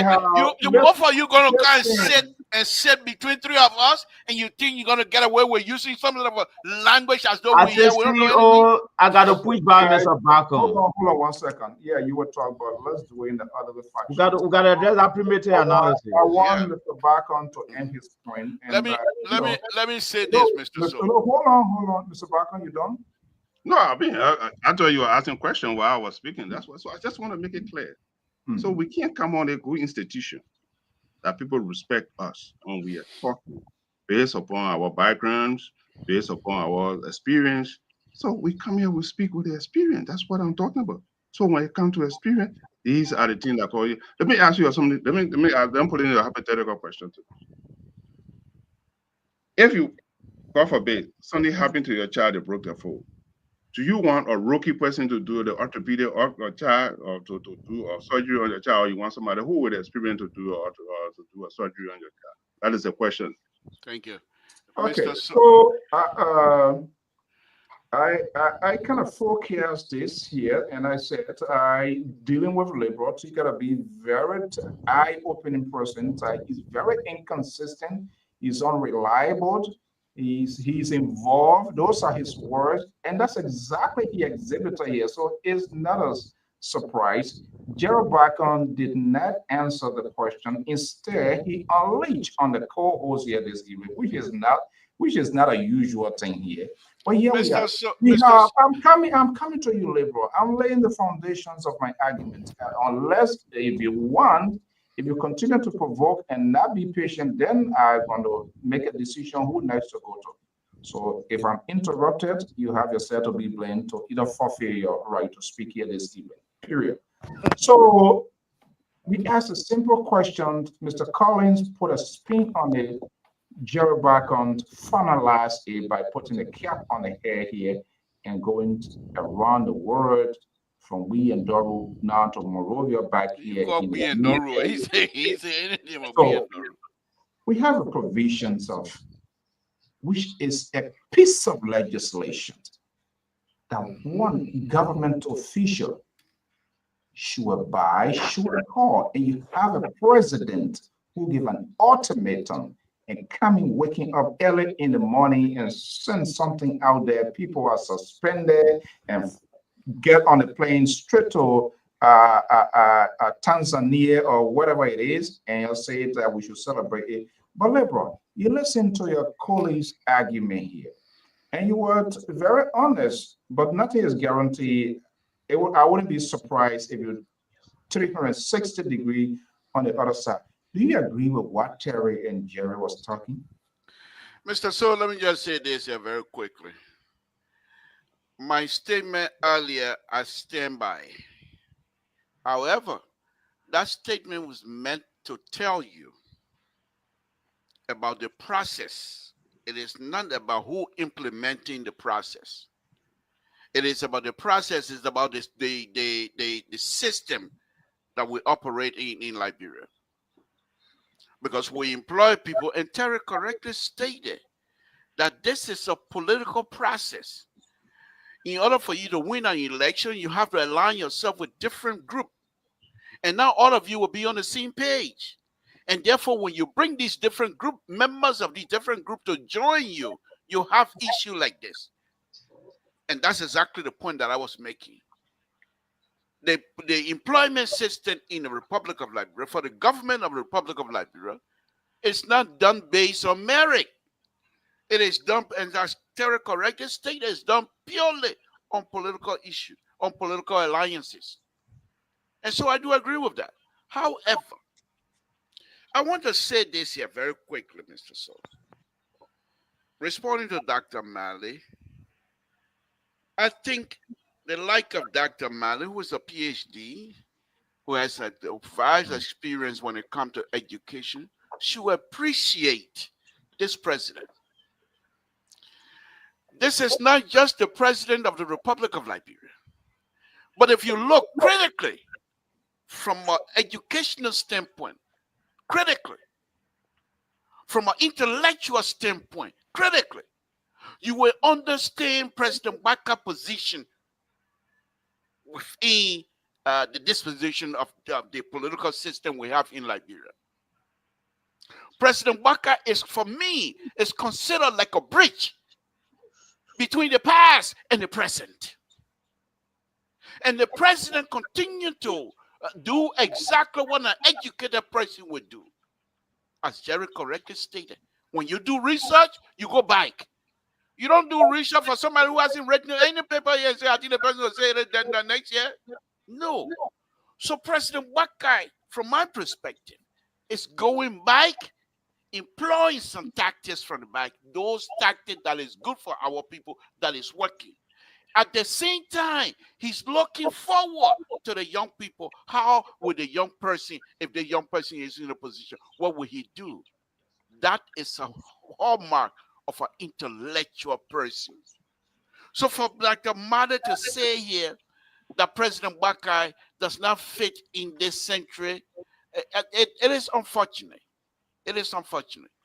What I can say to Dr. Mali is that we should appreciate President Wakai, because he's, like I stated, not only is he acting as a bridge between whatever in the past and what is coming, but that he has positioned himself. He has positioned himself for the young people that are going to go further on this road of transparency, that will go further on this road of building the nation. That he is the bridge that the young people will travel on. And one of the things that I tell those who have been suspended, most of them are educated, but they are dishonest in their line of education and in the way they apply their education. I call those intellectually dishonest people. Because if you are honest in this position, you will soak what President Waka comes with. You will take it in as someone who is ready to learn and use President Waka as a teachable moment for all of us. And this is the liberal is so good, Mr. Souls. The liberal is a guru on the platform because I looked at everything from a critical standpoint. I do not come in here to do a kumbaya because I made a statement already. You saw your like a breakable with copying it. You can copy what all you want. There's a context to the statement that was made. But your CDC, you don't know anything about context. They will put that part immediately. They will cut it. Where I say it's a local organization, that all they're going to play. But they will not play the context of it. And this is an intellectually lazy people, as CDC has done over and over. Thank you, Mr. Toll. So, Dr. Mali, Yeah. this is a side day for our country. It's very, very unfortunate to see this sort of conversation coming out of these gentlemen. I am not surprised. They have been the chief facilitators of these innuendos. I make up always in the habit of correcting this old man. This is what the old man meant to say. This is what the papi was supposed to say. They always doing the work of Michael Cohen. To welcome one of the independent voices, Mr. J. Victor Nangwe from New Jersey. Mr. Nangwe, as usual, it is just unbelievable. These three gentlemen on the other side, their argument here this evening. Dr. Mali, I want you to jump to this point here. This is a piece of legislation. Apparently, these gentlemen don't know 2014 legislation is passed into law. The guy that came say, oh, come here, we're going to enforce the law. Things not going to be the same as usual. Sadly, it's on the contrary, it's on the opposite. And Jerry Bacon, Terry Collins, something to have the bold face to come and defend the defenseless. Respond to this onslaught that came to you this evening from these guys. Well, I don't want to dignify as an onslaught. I think I want to dignify as one of those primitive analysis. However, a term introduced by Mr. Barker, and we need to hang on that going forward. But let me just elevate the conversation to a different level for Mr. Barker. Let's come to the issue of references. I don't know about the school you went to or your professor you dealt with, but I was told clearly I had to limit my references between 5, at most 7 years in between there. Not 10 years, not 15 years. And the reason for that, You tell me one point. Thank you. No, nobody was speaking when I was speaking. That's what I'm talking about. It's just thank you. Mr. Bako, Thank you. I salute you. listen to me. I'm not I salute you. I'm just elevating the conversation to a different level so you get different perspective of what I'm saying. I said, let me repeat myself. When I was in school, I was told to limit my references between 5 to 6 years, not 12 years, not 12 years behind, not 24 years behind, not 13 years behind. And the reason for that is that your references or your documentation should be par with the changing time. That's why they gave you limited references and up to speed, 5 years or 6 years or 3 years, not 10 years behind, 15 years behind. No, it doesn't work that way. So it boiled down to Joseph Boakai's experiences 40 years ago. We are in the 21st century. All right? There are so many things Joseph Boakai is doing right now are not just applicable based on his experiences. First, look at the issue.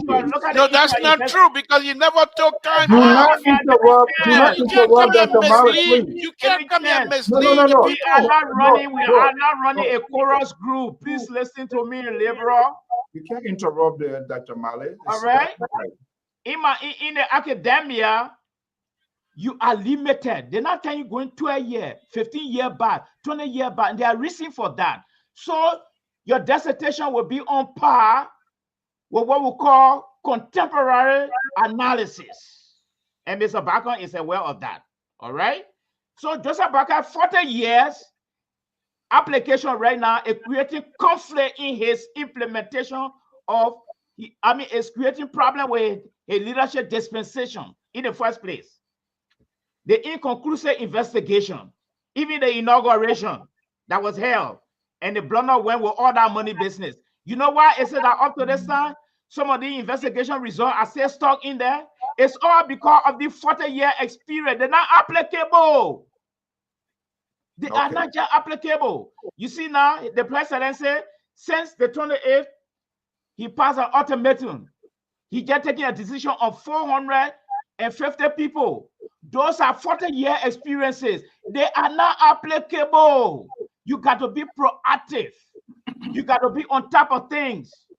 Colin just said, Gongolo is fought to take a corruption case from court. I don't know where that source is, but I don't want to question that. Gongolo is right. Now you want to. All right? No. I said I'm not interested about that source. What I'm seeing here is that Gongolo is right. The old man is running Liberia based on 40-year experience that we are not benefiting from. The 40-year experience is a liability on this country. The president got to be proactive, up running, okay, with more sophisticated leadership tactics at this time. Okay. Not that 40-year thing. He had that 40-year thing, yet he was minister at the agriculture ministry. They had to remove him with all those years under his belt. He went to LPR-TV.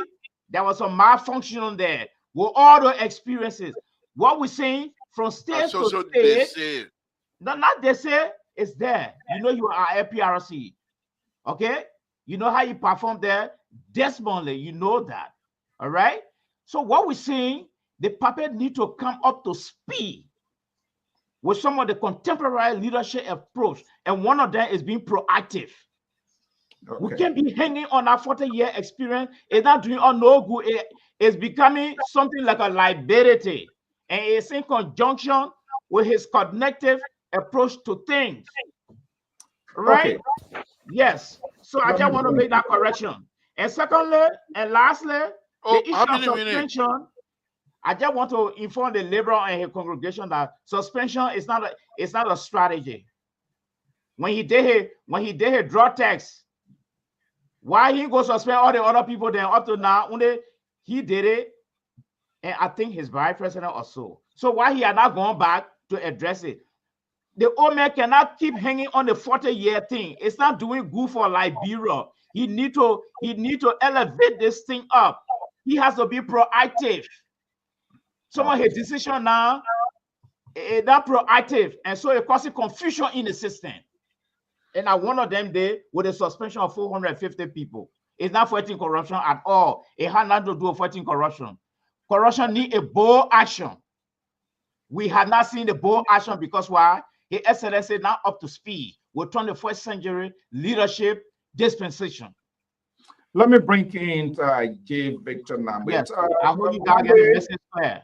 Yeah, Nambe, you were saying here, the liberals, he walked back his position from the intimidation from his colleagues. Yeah, drink some water. Yes, he told us that we should go back. Can you imagine the telling us to go back? Where this failed policy came from? What we are talking about here, this is 2014 legislation. Don't hold Dr. Malley's analysis as your own here, because what he has provided is misleading and it's not truthful. Okay, when your time comes, you will speak to it. You say we should go back. And we are in the business of going forward. This president, every action coming from his office, they are endless, no resolve, nothing is being conclusive. He started with this whole drugs text.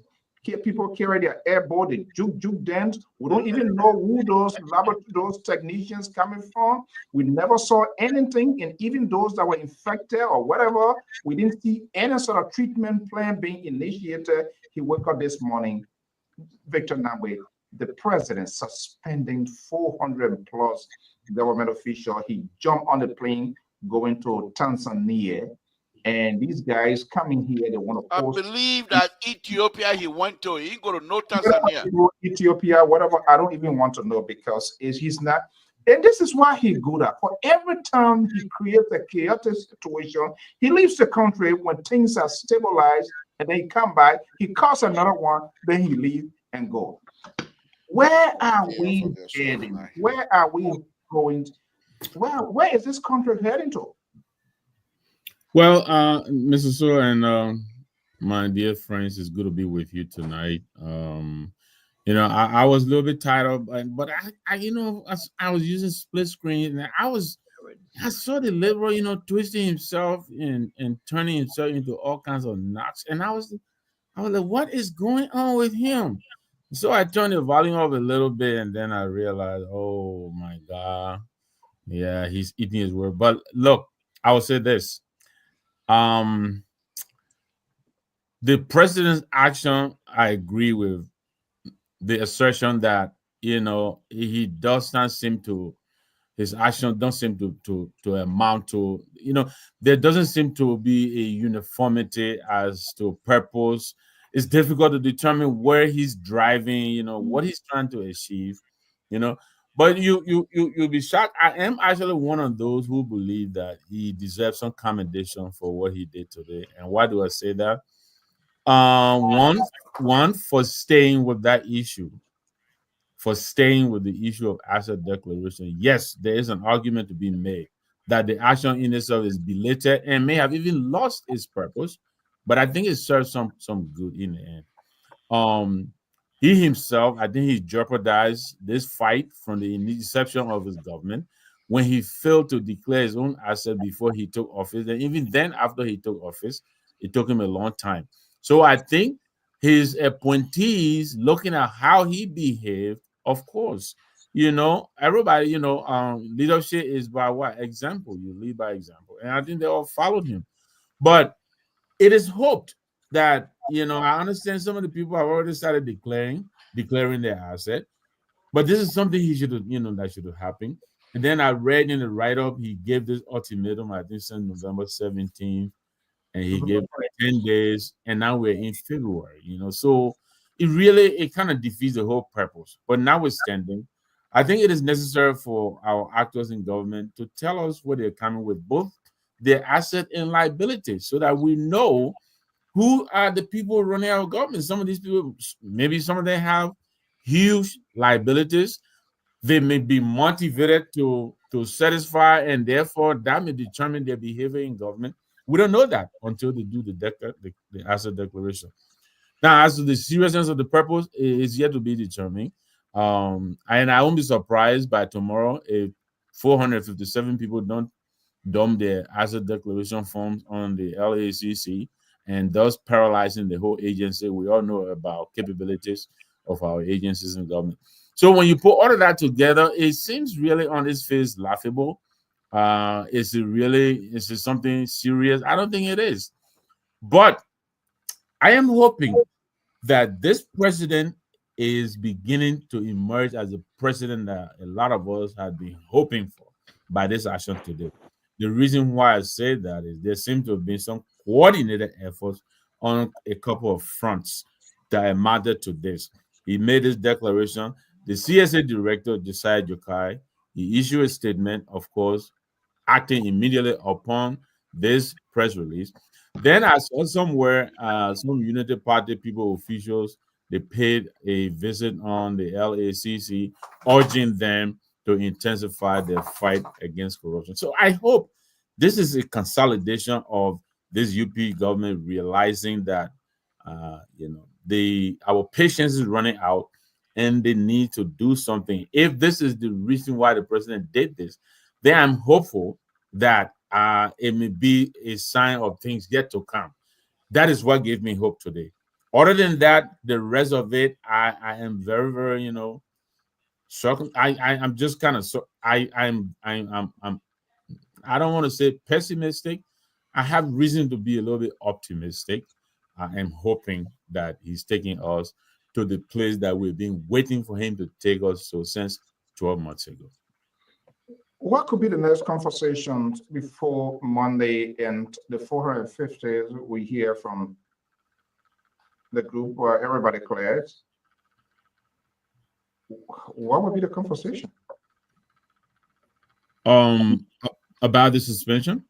The suspension will wake up tomorrow. There's a release. Adjustment began to start pouring in already with respect.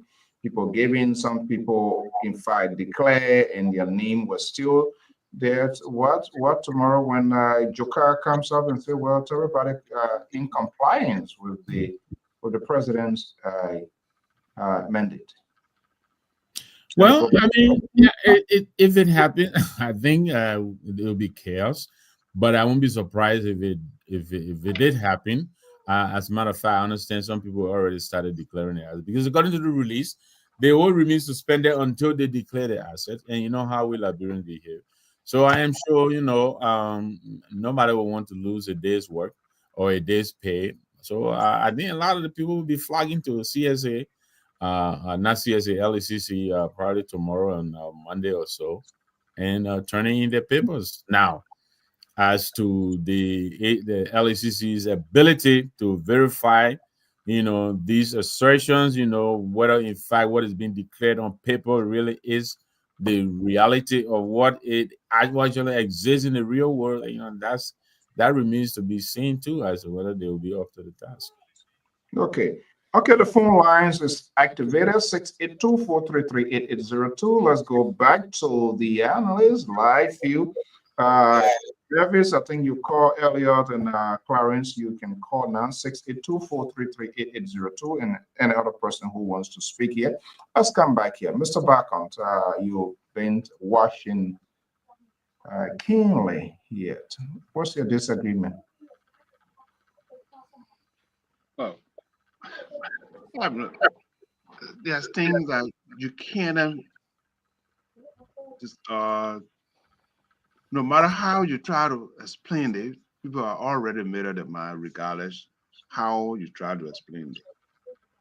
Mr. Boakai said he will fight corruption at his principle. He said corruption is like a cancer, and he's doing his best. And when I came from Liberia, January 23rd, when I came back, I said I met with the president. I carried him a book, and I said, Mr. President, yes, a book. You are passionate about corruption. Yes, a book written by the former Minister of Finance. I think she's still Minister of Finance. She wrote a book, and yes, a book here. And these are the issues that you're going to be dealing with. Yes, the president.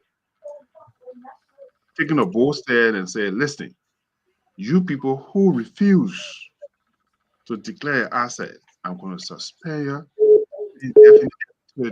You know what I mean? It's who he has suspended in the intercycle, it's not going to be pleasant within that intercycle. There'll be hard feelings. That's why I carried a book to him. I said, Mr. President, read this book.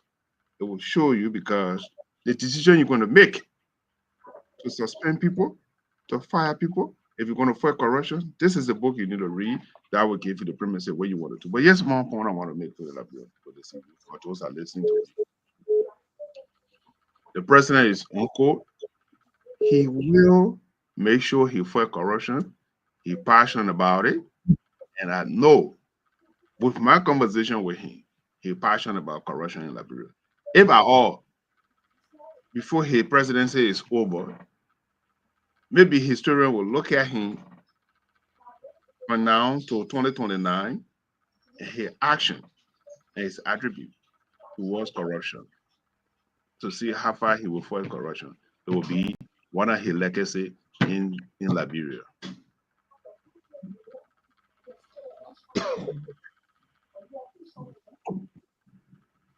Okay.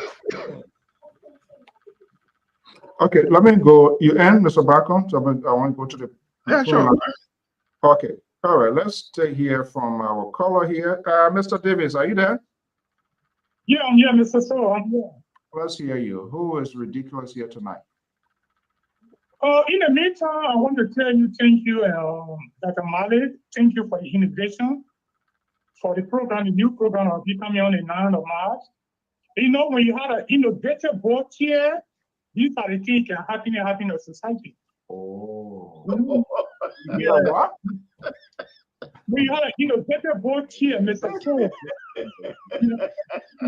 Yeah, but I want to tell everyone, if you think you know, their program been existing for a very long time. You cannot do this. You can move it forward. I want to tell you thank you for this. But what drew my attention tonight, although the topic under discussion is very important, is the situation I saw to be on the Facebook when UG Fagon went to visit a family, just like during that young man, who was beaten by the Chinese national. That the fellow went to a compound to steal and they caught him. He kept the fellow in a room that he sprayed with the pepper spray. Used chemical on his brain plastic and wasted on the ball on the fellow, and he put the door in the door, gave the fellow all over the body. And the fellow spent a month in the hospital today. He was discharged from the hospital. And the fellow was taken to the hospital by Liberia National Police. Up to this day, this Chinese is moving freely and he are not being brought to justice. So if they come that we are fighting for, that we allow young, even they may go see. So maybe when you were caught, you should be turned over to the police and the maltreatment that you receive. The second point I want to make tonight concerning the LACC and people who not declare their assets, if I were in close contact with the president, I would recommend that they even dismiss that LACC boss and bring new person in that position because they're letting Councilor Jones. He was more Joe that was more lasting. The female councilor, he get to go in Dog CDC. That is drinking. Besides this, the 400 people that were listed, there were people that are there already. They are not existing again. She listed they all of them using the technique to make the government to look ugly. Osama George, who was appointed the person withdraw, he got a nomination. She still listed the person. So I don't know if these people will be there to be undermining the government. To me, better remove all some men and then remove other people as a noise. So, Mr. Davis, Davis, is it another how you call this or scholarship stuff you want to bring here? So is it every time any decision is taken to this president, all of those people around the president, the Kofi Wu, the old man, where he needs Samson Tofran, and all of those people, they can't look at anything. If they take anything to it, then he just run with it and give a proclamation or give a pronouncement, and you want to blame those people? Is that how we're going to be running our country? Mr. So, they're listing the leader from LACC. And then 400 lists, 400 person there, they are talking about what I'm saying, LACC, what I'm saying, the press release came from the executive mansion. So are you saying the executive mansion was just acting based on what they didn't have anything to say with a mean to do their own counter checking? Because you're going to put it out, you're going to go into public space, and it's coming from the overall office. And then you say you want us to go back to LACC to blame them, so they didn't check, they just anything to tell them, that's it. This is, for example, you have an organization, you have trusted people that you are working with. Regardless of those advisors that are working with the president, these are their job responsibility. So to the advisor to the president say, oh, LPCC, whatever you do, you have bring it to us so we can analyze it before publish it. You go ahead, because these are independent group. So even the most government officials that were listed today, many of them are already declared the asset. They are going to use it for you already declared. What is that? So people are already declared. Okay, let me go to the next caller. In reality, I'm saying only one person we elected, we voted for, and that is President Joseph Newman Boyka. Any other thing that goes wrong under this administration, whether WACC, whoever, the president will be held accountable.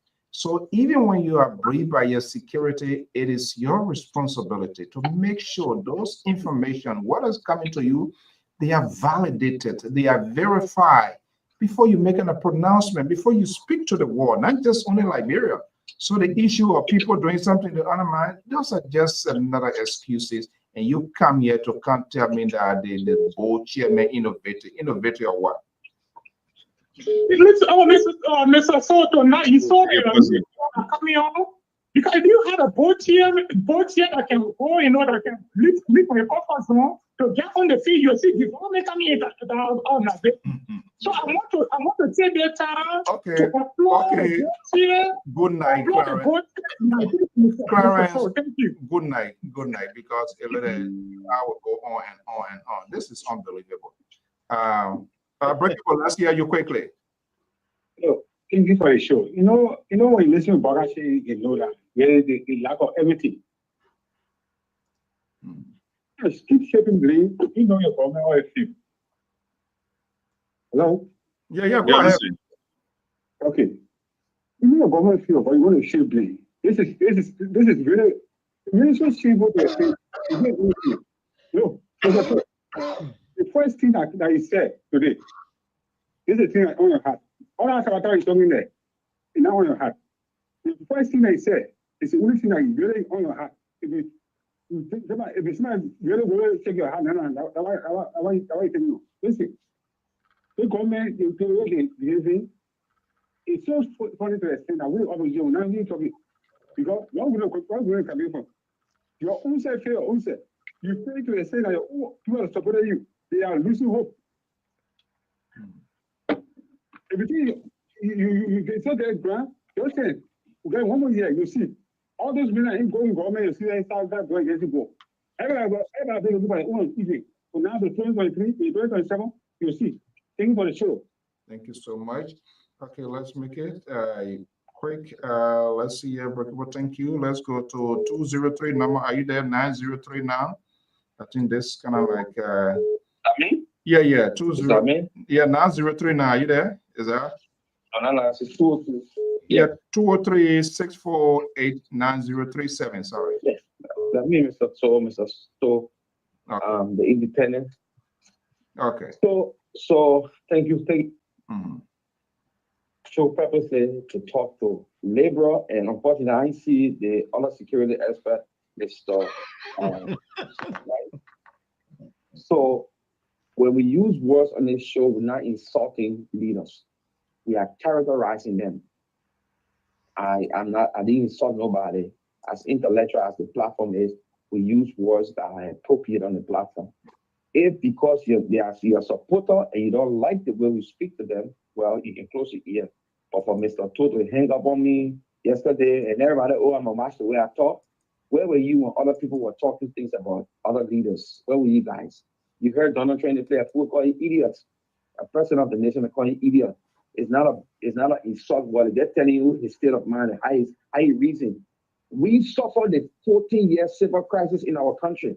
We saw what happened when group of people got together and put things together that led us to our 14-year or civil war. They didn't really suffer it. We suffered it. We took loads from this. We ate pan cabbage. We ate everything. To have an individual say he's a lawmaker, to do the things he did yesterday, to break into the speaker office, and I call him an idiot, and then you cut me off because he's supporting the Unity Party. I think that is not good for this platform. Give people a chance to air the view. Don't censor people's view because you got thin skin. But it is what it is. Those bunch of people over there, they cost our lives. The very Unity Party here was instrumental in prosecuting our civil war. People die. You're forgetting? And then the very people today, you come back to office, they are doing some of this very same thing that has the potential of pushing into civil war. They say we must close our mouth, we must be when they talk about just put cosmetic on them and let it slide. No, there's a new era. There's an era where the social media is open for everybody to talk. And the more we talk and bring them to public ridicule, maybe they will have sense in their mind to not play with us like that. Because tomorrow if we don't talk and sit down when something happens, you and myself, our pocket will be empty in America here. We'll have to send money to our people in different countries. We'll have to lose relatives, and our property backbone that we suffer in this country to build will be destroyed. Okay. I'm not sitting down for anybody. If that's the case, I can go on other platform and say what I want to say. But at least I will be able to express myself the way I want to express myself. When other people talk things, you don't stop them. You heard Mr. Bacon telling Mr. Dr. Jones. You heard what he told Dr. Jones on the show. You heard it. You laugh about it. But he was denigrating another panelist on the show, but you laugh about it because he's in your camp. I'm just putting it out there. You didn't say nothing, but I'm going to talk to a leader, a so-called leader, a man who we spent our taxpayer money on. Will come and do that kind of thing. So what's a fanatic copper support a jump on the street tomorrow and go to that Capitol building and demonstrate and scare us happy? What are you going to say? We got to hold these leaders accountable because they are not good people for our society. Thank you so much, Absolutely. Mr. I hang in that these are tactics by the liberal wing on this network, headed by Sam Sinto, who has managed to create an artificial phone line, but will disconnect that phone in a very short time. Thank you so much. Hang in there. Don't let the liberal to intimidate you. Aaron, let's hear you, and then I'll come to Elvis. Good evening, Mr. Saul. Good evening to the panelists. I just wanted to speak briefly on yesterday as well, or just like Kenta. After I spoke, when Mr. Moses came back on, he said I was speaking with emotion and all kind of stuff. I wasn't yesterday. I mean, my phone is on speaker as I'm talking to you right now. So when I'm talking, you think I'm screaming or I'm talking with emotion. The only reason why I said what I said, Moses being the kind of person that that he used to be in America, a law enforcement officer, he would not do that. He would not go to anybody's house without any court order and go break the person's door or break the person's office. That's why I was going straight at him like that. Because he said there was a letter sent to Forati Cooper. No letter from the court went to Forati Cooper and was removed him from that office. So I just wanted to play that. And let me just speak to this suspension issue. And just buttress what the last caller before Keto said. Well, Mr. Small, if you don't have nothing to say, then you come up, you're gonna brag about every little thing. This president came out and took a drug test. I think 1 week or 1 month into this election. Nobody know the result of the drug test today. Nobody know the result. The Jerry back on that show, the Terry on that show, and the liberal. Let them give me the result of the president's drug test that he took, whether it was positive or it was negative. Fast forward, the president said during the campaign he was going to declare the answers after the first day and publish it before he take office. He didn't do that. Then he had officials there in his government, and he gave them up to a year. If you don't want to do something, don't just do it. Don't embarrass yourself because you don't have nothing to say to the Liberian people. And I just want to do it. Look at all the mistakes on the lane. Okay. People are using 500 now complaining, say they declare their asset. Where is it coming from? When telling people that they didn't declare their asset. No. People are there with their names on the list. So who put it in the All right. From the executive manager or they're coming from some other party? Okay, thank you so much. Let me go to the next caller here. We are extremely out of time. Evans, let's hear you quickly before Evans, then Julia, before I go back to the guys online before we wrap up. Evans, let's hear you. All right, thank you, Mr. Shaw, and hello to the panelists. Look, I want to commend President Boyka. I think what he did is good. Our President Weir, former President Weir, didn't do this. So let's commend him. You know, I think what he did was the right thing to enforce this after a year. But think about this. I think the president has about 500 appointments or so to making government. Out of that 500 appointments, you have over 400 that were not in compliance with the asset declaration, law. So you're firing almost 80%, or you're suspending almost 80% of your appointed position and the people working in your government. I mean, that's a ridiculous thing to even think about. So I think the fact that he gave these guys a free 1 year to accumulate as much as they can and then declare the asset is good. Okay. We must commend him for at least having them, I don't know if most of these guys' assets will be published. I think they just declare it, and most of it will probably be left, sealed. We can't see what they actually. You want to see it now? You gotta go fire him some. Okay, thank you so much. It's a good thing. Let's get it over. One good thing in New Year, New Year gift. Okay. Happy New Year. Okay. Thank you so much. Julia, let's hear you, and then Kwame. Julia, quickly. Yeah, good evening. Yeah, what I wanted to say was the suspension of the government officials. For me, I'm not happy with the suspension. For me, like America do, America go after the money. You make the people to work 1 year, and somebody corrupt our money, and they're taking it, suspending them or firing them, they're not going to solve that real problem. So now we have to go after the money. The money is very important. In America, when you get in trouble, the people go after you, and they'll go after the money. Right. So if you suspend them and you fire them, all good things they for the Liberian people. They're still skilled and they're carrying the money. So what's the point of you suspending them? If people should leave them in the government, go after them and go after the money. Here's why when you fight against corruption, you need an international partner to help you. Like the last I was telling you, Nigeria, all the money that former president stole, America give it back to the people. Because somebody went after the money. They didn't just say, oh, you know what? They would just fire them again. This is why I hate about Liberia. All the people that lost election, why you didn't go after the money? When they're sitting out there, they are begging international community for money. Why the people that corrupt the money, they say they right in the country, enjoying with their children and enjoying with their family, and then you begging America, you begging other country for money. They can really have a feeling. Why you can't go after the money? You're there to be begging, but you're not going after people who stole the money. Okay. China, thank you so much. What happened in China? Thank you. What should he be is doing? He go after government officials, go after the money, grab them, after get the money, execute them. All right. That's what he's doing in China down there. But in Liberia, they don't know. And then why are you not going after the money? You suspend the people, but only you have a suspension, they fire. They see people join the PA. You get in trouble with the labor that they should execute them. No.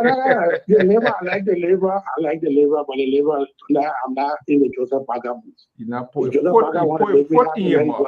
That's after the money. Okay, thank you so much. Money is very important. All right, thank you so much. Madam do not have curry. We need that money for the curry. So go after the money. The same way you go and fire the LEC boss, the man left, the man packaged Satoga, the man went Ghana. All the money the man stole from Liberia, after he fired the man went Ghana with all our money. He never went after the man for the money. Today we get like our country. Okay, let's leave it there. Thank you so much. Let me go to Kwame here for a long time. We have not heard, and that's the last caller. Kwame, let's hear you. Thank you so much. I enjoy all of the panelists tonight. The liberal view, the conservative view, the independent views. Yes.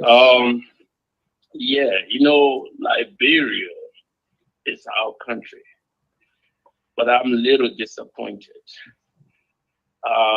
Declarations of assets is not a deterrent to corruption at this time of our life, especially with the coming of Bitcoin, electronic transaction, financial transactions, and different aspects of financial transaction today. So declaration, it may be a good thing to do. I consider a flamboyancy is not a deterrent to corruption. Because there is a lot of ways you have to create policies in the government that will able to reduce or minimize corruption. Number one, you have to have how you call it, transparent and fair judicial system, commendable judicial system. In consultations with the House of Representatives, the member of the House, to create special court attached to the judicial system, because corruption is pandemic in Liberia. So that corruption should be fight from the serious aspect of the government, not just from the flamboyant aspect declarations of the assets. All right, they have not been following the information from Liberia. The suspensions of 450 people. That's a huge number. Okay, so your actions could become a liabilities on the country itself. What do I mean? If there's a senior government officials involved in that suspension, who vital functions run the country day-to-day activity, it could be a risk for the country. For example, ministers of defense or top security official from the NSC or from the Department of Defense or from the ministers of state or ministers of internal affairs. These things could put the country interest into serious threat. So that's a huge numbers of people that does not require 1 day suspension by the president. So that itself is a problem. Okay. And into the security clearance, somebody mentioned security clearance. Based on information or experience of these individuals, like ministers of defense, NSC director, CIA directors, or FBI director. Their security clearing is not based on experience. It's based on wealth of information, because these are key informations in the government that are responsible for the inside and outside nomenclatures of the running of the government. For example, the CIA operation go beyond the United States. So the directors of the CIA has wealth of information beyond the United States. So it requires security clearance.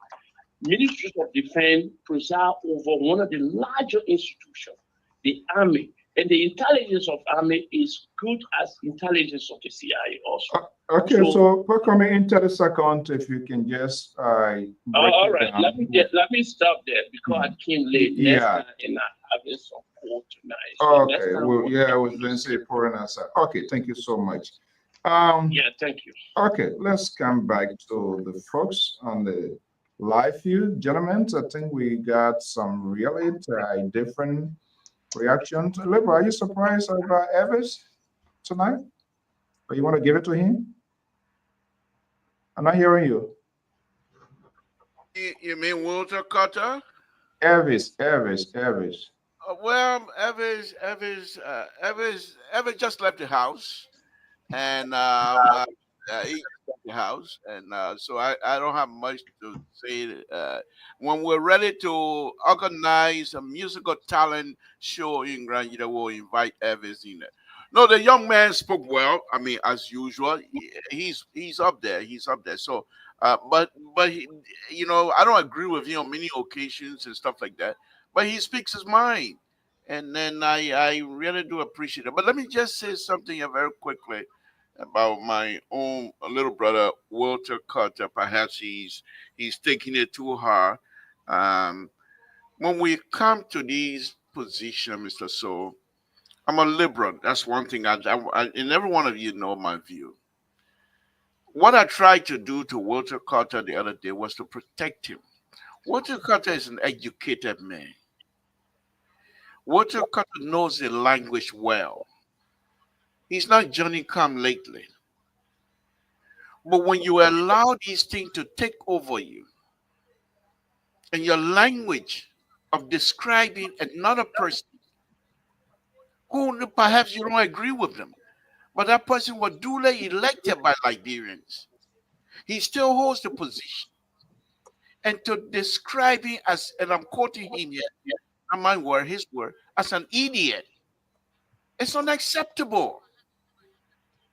You are not a young, I mean, Walter Carter look young, but he's not young. He knows his respect. He got kids who looks up to him. People revere him. People look up to him as someone who most like LPR is not the only platform he goes on. He goes on other platforms, and people respect him. But now, because of anger, what is transpiring in Liberia? Every one of us is angry. I mean, Mr. So, you know my story. I have no business here trying to listen to other people when they talk, but that is not the issue. It's not about us. What are you angry about, Liberal? What are you angry about? Oh, no.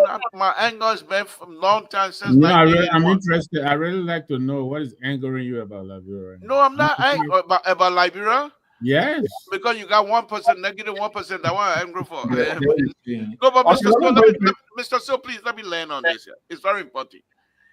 And so, Walter Carter, when we come on this platform, I will not allow him to run away from me because he got a lot to offer. All I'm saying to you is this. When you start being ECMO to protect people here, Mr. So, please, I know it's your show, but let me be serious. Okay, no, I gotta bring it. Okay, let me wrap this up. Yeah. And so when you come on, for example, you can use and he knows what language. I don't even need to tell him. But to call a representative who was elected, even if you don't agree with it, people watch us. What was the word that is so much get you? He said he called Coca an idiot. That is unacceptable. Even if you don't agree with it. It was Colette, James Colette. Okay, James Colette, whoever it was, Colette, that he was an idiot. And you heard what I said about Colette, his people going in there to break in what's his name door. But I will not insult him. Because when we do these things, we come out here every day, Mr. So. People respect us. Well, not me. They think I drink juice here all the time. But when we come to face the camera, we have to be sincere.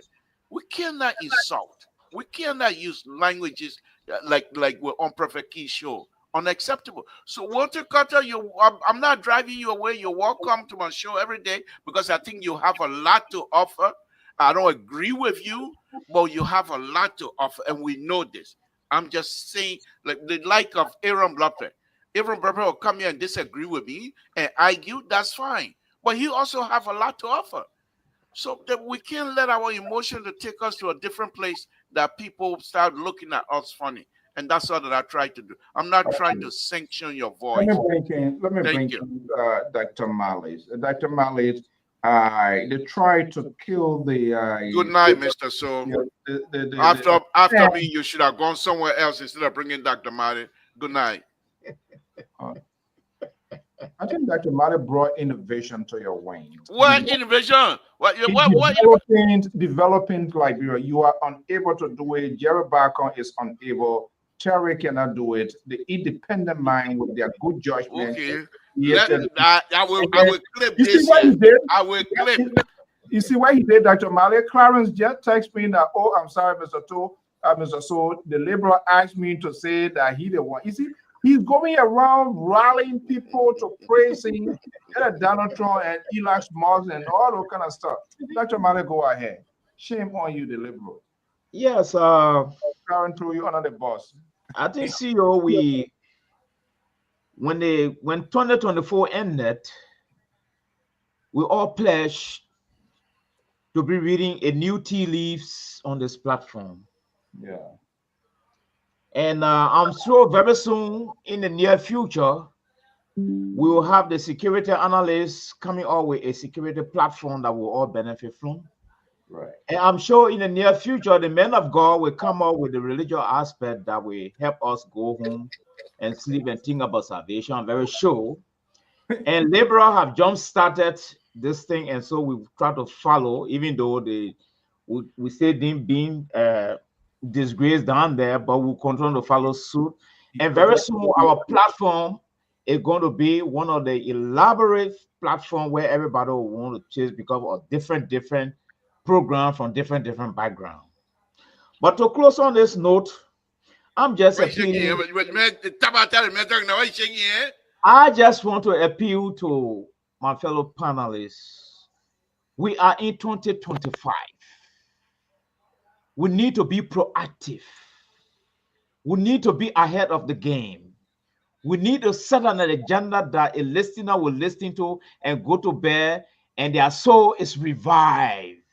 You know, so I'm appealing that we go away from this descriptive adjectives being used on the platform most of the time, you see, and using the descriptive adjective on each other. I don't think is doing well. What the white handkerchief? Now, I don't. White handkerchief. Liberal, you are interrupting. I have 5 minutes to go. You already done your first letter close. Don't interrupt. So I think it would be a good thing that we rather come up to speed as panelists to address issues.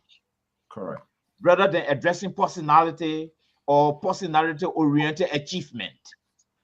Example, liberal always talk about PhD degree, other degree. He's right. But I just want to make it clear here tonight that when I was born, I was not born with this credential tie around my waist. It was earned. And I'm one of those who don't go parading around, oh, I'm doctorate degree holder, oh, I'm no. And I'm one of those folks who strongly believe that knowledge is indispensable. I will continue to learn. I don't know those PhD people who are finished learning already, but I will always continue to learn until I go 6 feet. Okay. I will always continue to tap into other people's experiences until I go 6 feet. So I'm asking the panelists, if I introduce an issue, maybe you can come up with an alternative issue rather than wasting time digesting my issue.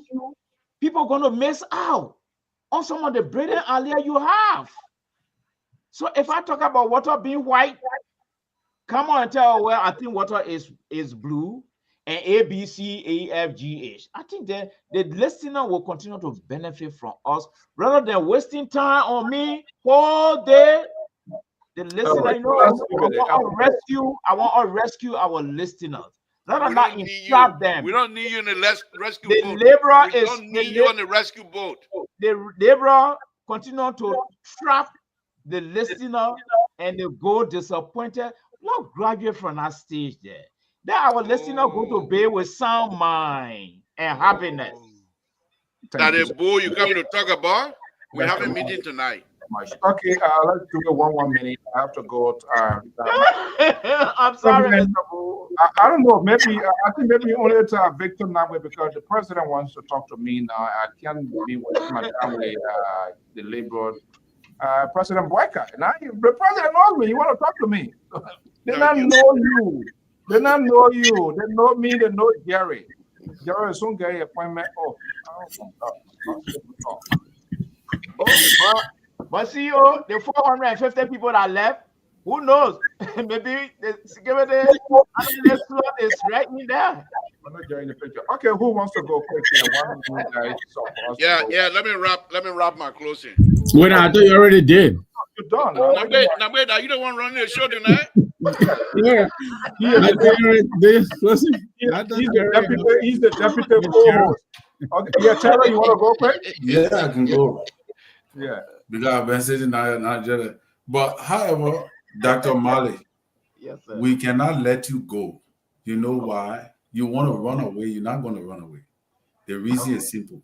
Yeah. You have just told or you are a doctor and a PhD holder. So your statements are very important to us. They have the tendency of either destroying an entire society or building it up. So that why when you're speaking, you got to be very careful what you're saying. All right. And the CEO always manage you. But it's okay. You understand? Eh? It's okay. We need to move forward. But there are some things I want to highlight that you talk about, Dr. Mali.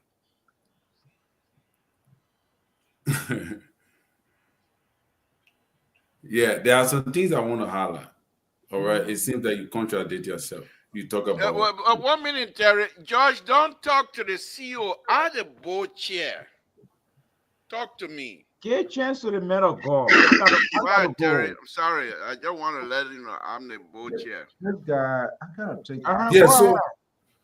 So you said it, but not bold. But Terry, I thought I liberal who deporting the man from the show. Even like the Elon Musk who deporting. You see him on Dr. Mali on the show. Terry, you gotta go ahead. Okay. But Dr. Mali, yeah. So you said the old man is not bold. I think it's a contradiction. The step that the old man taking is bold enough. Excuse me, guys. Let it, Terry, just go with your comment. I have very urgent stuff here. We're talking but yeah, bring your people in. If the person in, no. There's an urgent out of country phone call. Something I want to attend to quickly. It's important. The labor. But go ahead. So, Mr. Mali, the old man have taken a bold step. We all need to praise it. All right, that is a bold step in the fight against corruption. People talking about the man fired, the man suspended. So who 400%? Since the man suspended the governor of CBL, the bank, the governor, the CBL have not been running. Since they suspended the NEC, NEC boss, the NEC have not been running. The NEC have been running. The people there put up some regulations for the coming up by elections. So most of the people that have been suspended in her government, deputy take over. That's what we call effective leadership. You say the old man is not an up-to-date person. How he won election? How the man won? One of the legendary soccer player in the world, President Weah, and stop him in his track from enjoying his second term. A man who have a vice president experience of 12 years, that a man you say he don't have an up-to-date credential, then what is the yardstick you're using to measure experience?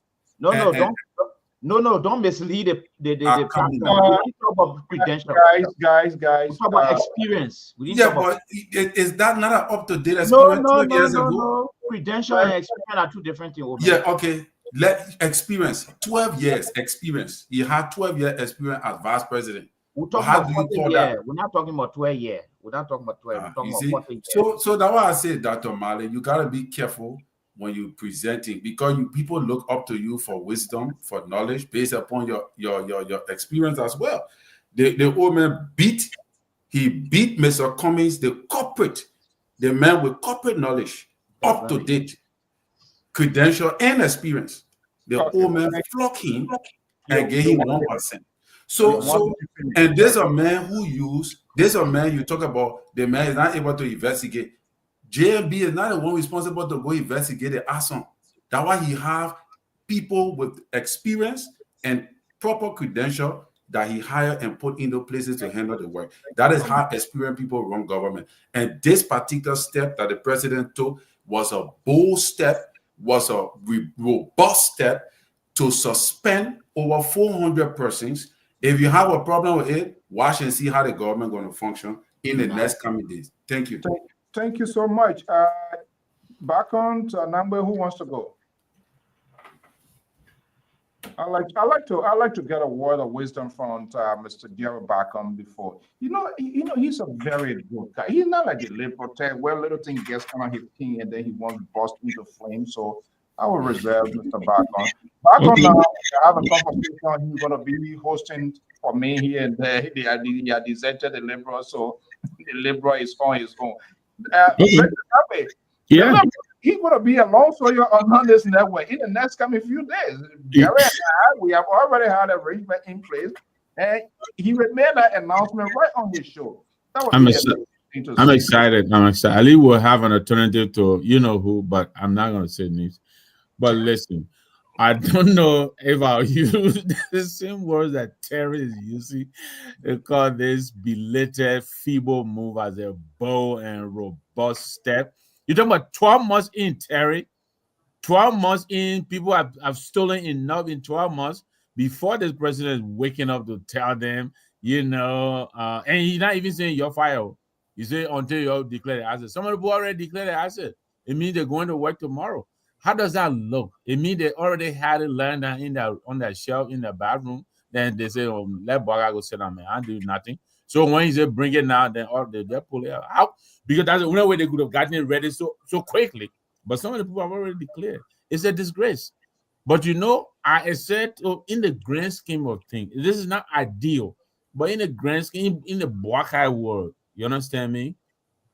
I will give him that. First, for staying with the issue and for at least not giving up on it.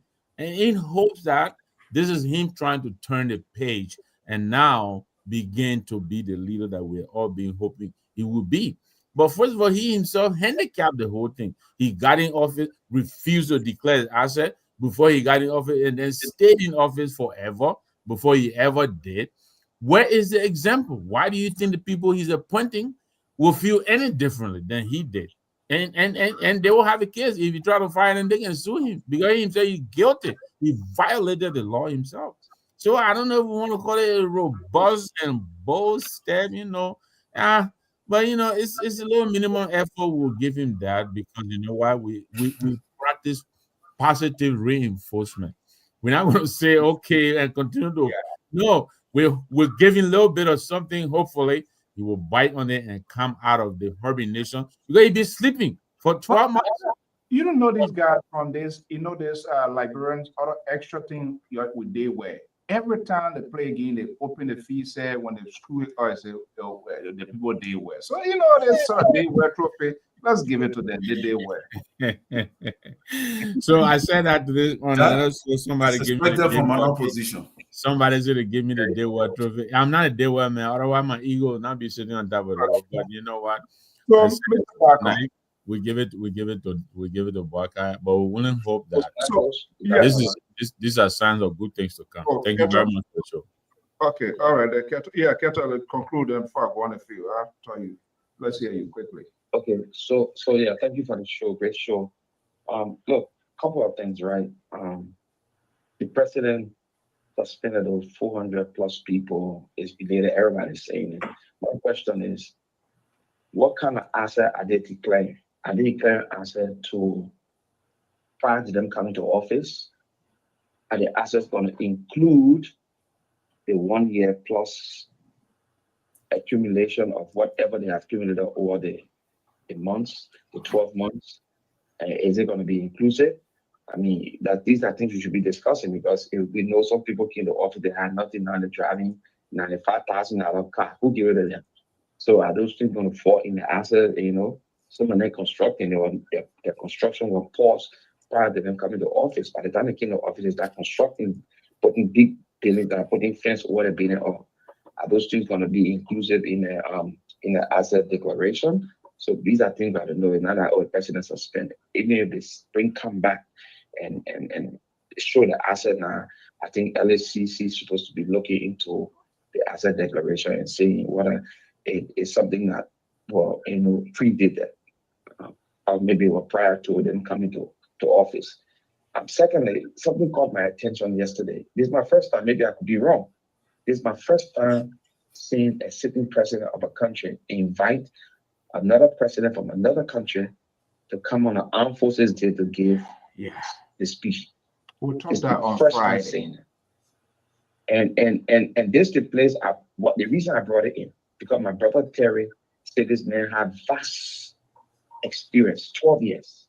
Eddie Johnson, who not knows nothing about military, never did that. Joseph Waka was major in the army on the summer Kayando, so he knows better. If we're talking about experience, for you to bring another president on your Armed Forces Day to give speech, it's a shame and it's a disgrace. Sorry to say. And I know we've heard labor guys say shame and disgrace is another insult. I'm very sorry, but I can call it differently.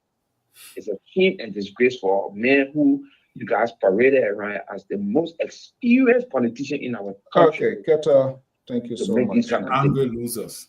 Thank you so much. Yeah, the issue of that armed forces, that's the thing. Okay, this is where I want to seal it up with Mr. Bacon. Mr. Bacon is someone who knows the president very well. He has worked with him for a very long time, took a very interesting book, How to Fight Corruption. And we begin to see these baby steps coming into reality, fighting, suspension. We don't know what we're going to follow after suspension. Maybe there are bigger things behind the iron curtain, Mr. Nambi, that we don't know. Jerry, if you wish, you can tell me. If you think my mouth is running more than my shadow, you can fire me as well. This seems to be one of the counsel provided to the president. Mr. President, you need to take a step. You need to get something. Was that part of your conversation with the president during your recent visit? So, Jerry Bacon, will not disclose or discuss on national public radio what the conversation I have with the president, full stop. However, wait on, and you brought it here. You say you get the president book. Oh no, what I said. I said I gave him the book. I said, but it's conversation. I said Okay. the conversation I have with the president. That's something that I would disclose, and that's the conversation between the president and myself. That is appropriate. It will be appropriate for me to have a discussion with the president where he must discuss. But here's the thing I want to say, folks. President Waka, His Excellency, will always surprise you people. Waka was never going to live to win the election. He won the election. Waka was never going to return. He came after the president-elect. They say he came. He was never going to go back. His casket was going to go back home. He went back home. He was never going to live to be inaugurated. Now he's a sitting president. Mr. Baka was never going to declare his asset. He had declared asset. Mr. Baka was never going to take action fighting corruption. Now he suspended 400 people. So the laundry list go on. And Mr. Baka will keep surprising you people. Good night. Let's have the discussion rolling. I know it's about almost 11 o'clock. So, I mean, let us keep the... go ahead. Victor, I don't want to relegate this sort of conversation. This is the sweet dream pillow these guys are taking away for the rest of this weekend. They suspend 400 people, 454 people. This is the prayer that Terry Collins will be leading. But CEO, let me just say that I learned today from another, so I haven't verified. But there are some people whose name not on that list that should have been there. They haven't declared, and yet. So yeah, what will happen? You keep moving the goalpost. Terry will lay hand on the dead ones to run exactly. So y'all not count down Alex said this is the biggest. You keep moving the goalpost. No, Mr. Nambe. Terry. Those who are suspended know themselves. The Minister of Justice has not declared. Those who are suspended, they know themselves. The ones who have declared, have declared. The system will be updated. Anything can happen in the West. The system is going to be updated. These guys are the on salary. You know what? They need to declare the assets, CEO. I think, and the LBS the other time we go. They fire the man. He's not declared assets. They pray for the dead people. They went there to question the public whether they say, "Oh, they may now stable." Liberal went there, he started asking talk about you. They know they may not in our interest, so they're sacking. Okay, guys. Thank you so much. That's how we're gonna run it up. We're gonna be here by Friday with more edition. Gentlemen, thank you so much. What a fast. Thank you very much, man. Great show, guys. Thank you. Have a good night. Yeah. Good night. Even though you didn't let me do my closing, but good night. All right. God will bless you. You'll be fine. Okay, guys, that's how we're gonna. Yeah, hello, Jaji. Try to give me a call, and that's exactly what we're gonna do. We intend to. We will open it up. There are a couple of things that we are working on, and ultimately we will come up with that with those announcements. We want to take this network at a different level. So we're doing it our own timing, slowly by slowly. The office, everything is kind of see up now. We'll come out here to talk to people, but we will be very specific, direct, and honest. It's not just going to be ordinary thing. And but you can call me the number 682-433-8802, and we can have a conversation to get an insight. Ambrose, I'm not sure. Say, is there a chance you have blocked me from this show? I'm not sure, Ambrose. I don't know if you are black. You won't be here. I'm not sure, but there are different administrators. If that is the name. Just let me know. I'm going to look it up, but we don't usually. It's very difficult. We don't do it here. But as long as you are able to comment on this live view, it's a clear indication. So maybe check. But if there's anything, please message me. Either send it in the LIB messenger or Alfonso inbox. Maybe there's a difference. Sometimes when things happen, but we don't usually. Before with black people, we sound series of warnings and stuff like that. For being, whatever. But as long as you are here, it's a clear indication that you are still a follower. So we don't usually do that. We can always have those conversations before we take that. Yeah, Jajit, I would love you to do that. There are a lot of things we are working on, but we're still keeping our finger crossed. And hopefully at the end of the day, we'll get it out there to the public as to where and how we intend to do things differently. And we are open to suggestions, to people's views, opinions. It is because of you guys that we are here. And the good thing about sometimes we have these sort of tense conversation. When it's done right here. To nobody take anything personal. Everything goes still normal in the chat. But we also understand where you guys coming from. And that is to make sure the network conversation is stabilized. And we are equally concerned of that. So we are willing to suggestions. You can even put on the thread. I usually go back to re-comment. And I see what people's opinions, their views, things that we do that is not correct, and that is correct where we need to improve. We are open to that. It's all about Liberia. Until then, guys, thank you so much and have a pleasant evening. Bye-bye.